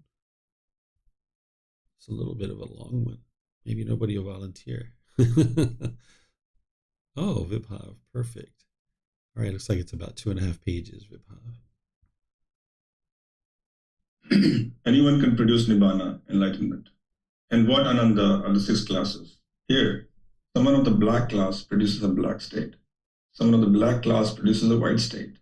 Someone of the black class produces Nibbana, enlightenment, which is neither black nor white. Then someone of the white class produces a black state. Someone of the white class produces a white state. And someone of the white class produces a Nibbana, enlightenment, which is neither black nor white. And how is it, Ananda, that someone of the black class produces a black state?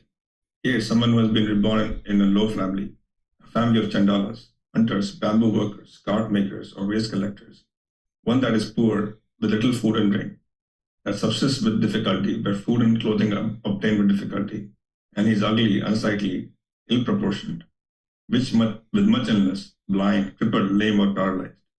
He does not obtain food, drink, clothing, and vehicles, garlands, scents, and ointments, bedding, housing, and lighting. He engages in misconduct by body, speech, and mind. In consequence, with the breakup of the body after death, he is reborn in the plane of misery, in a bad destination, in the lower world, in hell. It is in such a way that someone of the black class produces a black state. And how is it, Ananda, that someone of the black class produces a white state? Here, someone who has been born in a low family, a family of chandalas, hunters, bamboo workers, cart makers, waste collectors, one that is poor with little food or drink, that subsists with difficulty, where food and clothing are obtained with difficulty, and he is ugly, unsightly, ill-proportioned, with much illness, blind, crippled, lame, or paralyzed. He does not obtain food, drink, clothing, and vehicles, garlands, scents, and ointments, bedding, housing, and lighting. He engages in wholesome conduct by body, speech, and mind. In consequence of the break of the body after death, he is reborn in a good destination, in a heavenly world. It isn't in such a way that someone of the black class produces a white state. And how is it, Ananda, that someone of the black class produces nibbana, enlightenment, which is neither black nor white? Here, someone has been reborn in a low family, a family of chandalas, hunters, bamboo workers, cart makers, or waste collectors, one that is poor with little food and drink, that subsists with difficulty, where food and clothing are obtained with difficulty, and he is ugly, unsightly, ill-proportioned, with much illness, blind, crippled, lame, or paralyzed. He does not obtain food, drink, clothing, and vehicles, garlands, scents, and ointments, bedding, housing, and lighting. Having shaved off his hair and beard, he puts on ochre robes, and goes forth from the household life into homelessness. When he has thus gone forth, he abandons the 5 hindrances, defilements of the mind, things that weaken wisdom, and then, with his mind well established in the 4 foundations of mindfulness, he correctly develops the 7 factors of enlightenment and produces nibbana, enlightenment, which is neither black nor white. It is in such a way that someone of the black class produces nibbana, which is neither black nor white. And how is it, Ananda, that someone of the white class produces a black state? Here, someone has been reborn in a high family, an affluent Khattiya family, an affluent Brahmin family, or an affluent householder family, one that is rich with great wealth and property, abundant gold and silver, abundant treasures and commodities. Abundant gold and silver, abundant treasures and commodities, abundant wealth and grain, and is handsome, attractive, graceful, possessing supreme beauty of complexion. He obtains food, drink, clothing, and vehicles, garlands, scents, and ointments, bedding, housing, and lighting. He engages in misconduct by body, speech, and mind. In consequence, with the breakup of the body after death, he is reborn in the plane of misery, in a bad destination, in the lower world, in hell. It is in such a way that someone of the white class produces a black state. And how is it, Ananda, that someone of the white class produces a white state? Here, someone has been born in a high family, an affluent Khattiya family, an affluent Brahmin family, or an affluent householder family, one that is rich with great wealth and property, abundant gold and silver, abundant treasures and commodities, abundant wealth and grain, and is handsome, attractive, graceful, possessing supreme beauty of complexion. He obtains food, drink, clothing, and vehicles, garlands, scents, and ointments, bedding, housing, and lighting. He engages in wholesome conduct of body, speech, and mind. In consequence, with the breakup of the body after death, he is reborn in a good destination, in a heavenly world. It is in such a way that someone of the white class produces a white state. And how is it, Ananda, that someone of the white class produces nibbana, enlightenment, which is neither black nor white? Here, someone has been reborn in a high family, an affluent Khattiya family, an affluent Brahmin family, or an affluent householder family, one that is rich with great wealth and property, abundant gold and silver, abundant treasures and commodities, abundant wealth and grain, and is handsome, attractive, graceful, possessing supreme beauty of complexion. He obtains food, drink, clothing, and vehicles, garlands, scents, and ointments, bedding, housing, and lighting. Having shaved off his head and hair and beard, he puts on ochre robes and goes forth from the household life into homelessness. When he has just gone forth, he abandons the 5 hindrances, defilements of the mind, things that weaken wisdom, and then, with his mind well established in the 4 foundations of mindfulness, he correctly develops the 7 factors of enlightenment and produces nirvana, enlightenment, which is neither black nor white. It is in such a way that someone of the white class produces nirvana, enlightenment, which is neither black nor white. These are in the other 6 classes. Thank you. All right. Thank you, Vibhav. So essentially what we've got here is we've got the Buddha saying it doesn't matter where you're born, you can get to enlightenment. Because remember, during the lifetime of the Buddha, there was a strong caste system in place. Whereas if you were born into a low family, people thought you were destined to a life of servitude and difficulties and struggles throughout the rest of your life. Or if you were born into an affluent family, then, oh, you must be noble, you must be like this great individual. Well, the Buddha was teaching that it's based on your decisions of what you choose in this life that's going to determine what your life is going to be or what it's not going to be. And he's talking about how it doesn't matter where you're born, you can still get to enlightenment. So he talked a lot of details here, which I think are very self-explanatory. So I'm just going to see if you guys have any questions on anything here. David, I had a question. Sure, go ahead. I think this, if I'm not mistaken, this is one course which kind of says that anybody can produce nirvana, right? I mean, I guess that's the title of the discourse. Mm-hmm. But it does say that in the, like, to get to entire enlightenment, like they have abandoned, they've gone from householder into homelessness and put on the yoga robes and then, try to get to enlightenment. So it seems to be indicating that you have to like kind of be a monk in this case, or this is just like the way it's written out. This is what he's talking about in this particular discourse. But remember, you need to understand the teachings in the totality, that there's other discourses where he says very clearly, he says anybody can get to enlightenment. He doesn't classify it as someone who's ordained. But here he's talking about ordination and getting to enlightenment in that method. But you can get to enlightenment through household life as well. Okay, thank you. Mm-hmm. Okay, I'm not sure if I'm pronouncing your name right. Is that Burl? Yes, Beryl. Beryl. Hi, David. I understand from this chapter your explanation is that the Buddha wants to say no matter where you're born, rich or poor, you can get to enlightenment. But when I read this, I feel that it's easier for the one who born in rich affluent family to get to enlightenment, because for the poor one, they lack of clothing, worry about drink and food. So this is, I feel a bit of not so fair or optimistic about the condition. This is my understanding. I don't know how to read this chapter. I don't know if I get it through. Sure. So I would encourage students to not think about fairness, because the natural law of Kamma is always fair, so to speak. You are experiencing whatever you produced, but it's important to not think of it as fair or not fair, right? Because the Buddha is not deciding for himself what's fair and not fair. He's just explaining to you the way the natural law functions. That it is true that if you come into the world and you don't have to worry about your food and clothing and shelter and medical care, it gives you more opportunity to be able to get to enlightenment. It's not whether it's fair or not. You're experiencing that rebirth based on decisions that you made in your previous life. So in my opinion, for somebody who is being reborn into a situation where they don't have to worry about their food, clothing, shelter, medical care, yeah, it's going to be easier for them if that's what they choose, if they choose to go in that direction. No matter where you're born, whether you're born in a family that lacks resources or has resources, there's still obstacles to overcome in order to be able to get to enlightenment. It's just a matter of which obstacles and how you overcome them.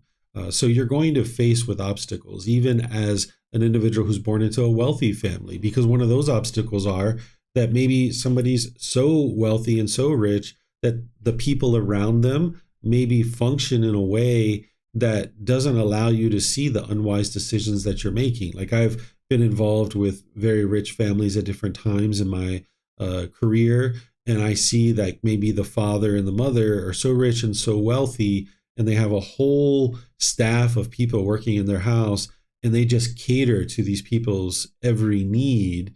Or like, say, for example, say you were a partner in a law firm, right? And now say that all your staff are like just at your beck and call and just doing things your way, just because they've learned how you are, and you're very rich, very powerful, very influential, and they don't want to get on your bad side. So they just kind of fulfill all your cravings. So you don't get a chance to see what your cravings, desires, attachments are. So there's obstacles, even with someone being rich and wealthy and influential, but it's just different obstacles. But at the very basic minimum, in order to survive and actually get an opportunity to get to enlightenment, there needs to be food, clothing, shelter, and medical care. And for someone who's rich and affluent and has all those kind of resources, they don't have that obstacle to overcome. And that's one of the challenging obstacles for someone who's born into a impoverished family, is just knowing where your next meal is coming from. So if that obstacle is removed from that standpoint, yeah, it's more straightforward for a person who is born into a more affluent family. But that's not to say that they don't have obstacles, because they surely do. Excuse me. Had a sneeze coming on. Okay, so I don't see any other questions anywhere. So let's go to the last chapter for today. This is chapter 40. Is there someone who would like to read this one?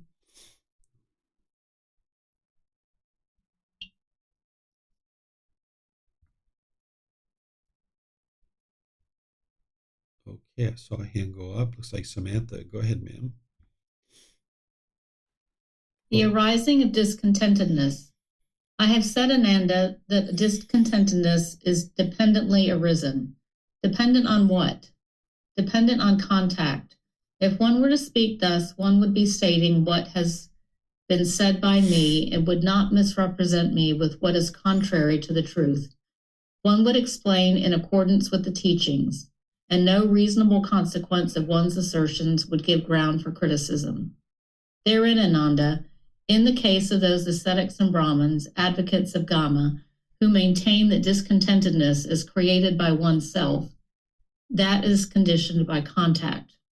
Also in the case of those ascetics and Brahmins, advocates of Kamma, who maintain that discontentedness is created by another, that too is conditioned by contact. Also in the case of those ascetics and Brahmins, advocates of Kamma, who maintain that discontentedness is created both by oneself and by one another, that too is conditioned by contact. Also, in the case of those ascetics and Brahmins, advocates of Kamma, who maintain that discontentedness has arisen randomly, being created neither by oneself nor by another, that too is conditioned by contact. Okay, thank you, Samantha. So as you guys have learned in the Four Noble Truths and in all these other teachings, that it's craving, desire, attachment that is leading to discontentedness.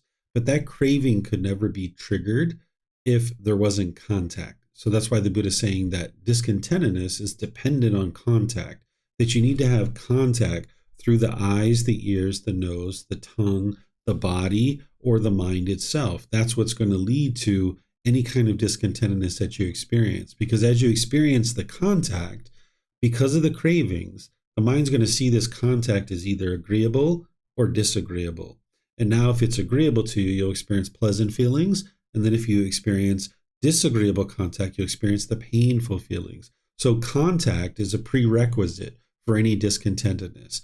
And we're going to be studying in volume 9, the 6 sense spaces in detail. We're going to be going through that so you can see this very, very clearly. So this is helping you to be able to see that cause and effect, or that action and result. That's the natural law of Kamma. That's what the Buddha is helping you to awaken to, among other natural laws, that you need to be able to see this cause and effect. And where something like this actually helps you to be able to understand that discontentedness is arising due to contact. And you also learned previously in this book that any Kamma is created by contact too. There needs to be contact, that you can understand that anytime the mind is discontent, it's wise to break contact. right? If you're having a conversation with your life partner or a friend or family member and you're noticing frustration arising, break contact, walk away, right? Because otherwise there's going to be still more and more discontentedness arising.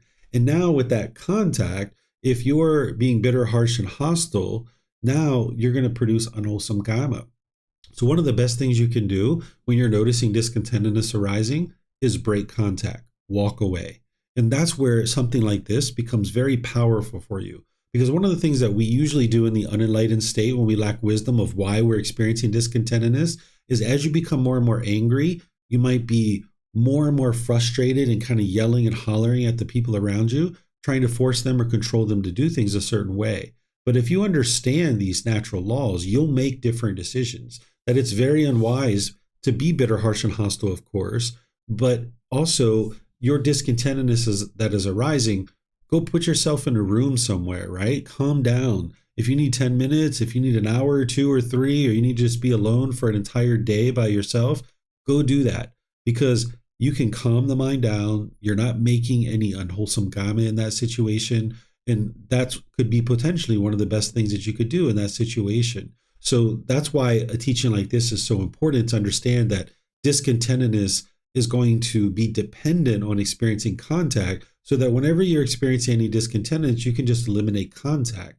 And that's going to help you to distance yourself from the unwholesomeness of the mind. And now you can eliminate your cravings so that in the future you can have contact, but it just doesn't trigger any cravings because the craving's been extinguished. But if you sit there and you allow the mind to stay wired this way, that you keep taking in this contact and you keep getting angrier and angrier and angrier, and your mind just keeps staying wired with anger, you're never going to eliminate the craving. So if you break contact and you walk away, that's training your mind to let go, let go, let go. Now, over time, you eliminate your craving. And now in the situation, you can choose to be in that situation without having any discontentedness arising. But for a period of time, you're going to need to learn to walk away from these situations. Questions you guys have here, you can put that into Facebook, YouTube, or Zoom, or you can raise your hand in Zoom if you like.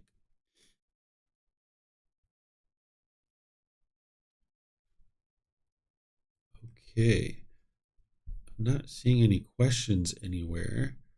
So what I'm going to do then is just end class by thanking all of you guys. Thank you for reading. Thank you for asking questions. Thank you for being interested in learning and growing and developing on the path to enlightenment. Next week, we're going to be in this same volume, volume 6, but we're going to be finishing it up.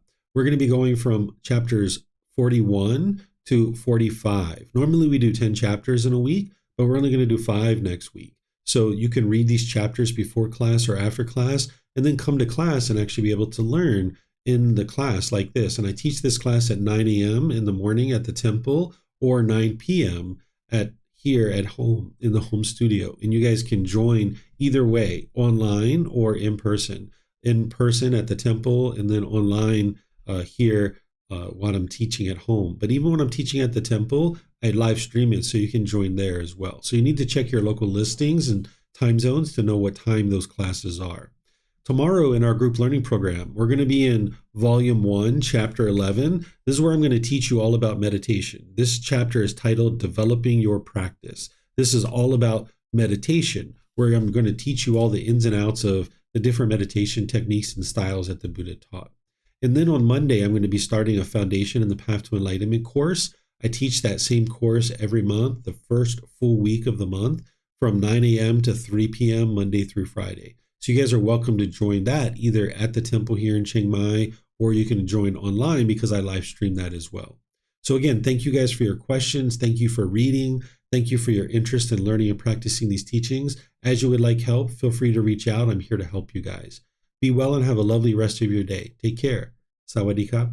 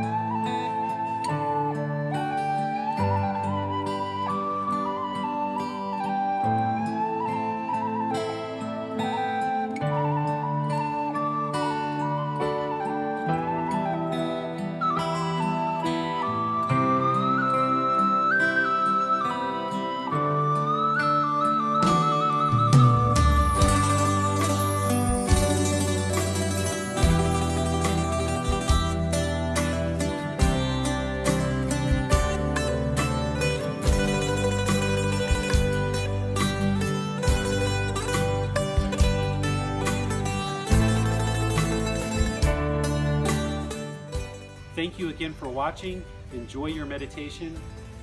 Look forward to seeing you online and answering any questions that you might have. Thank you so much.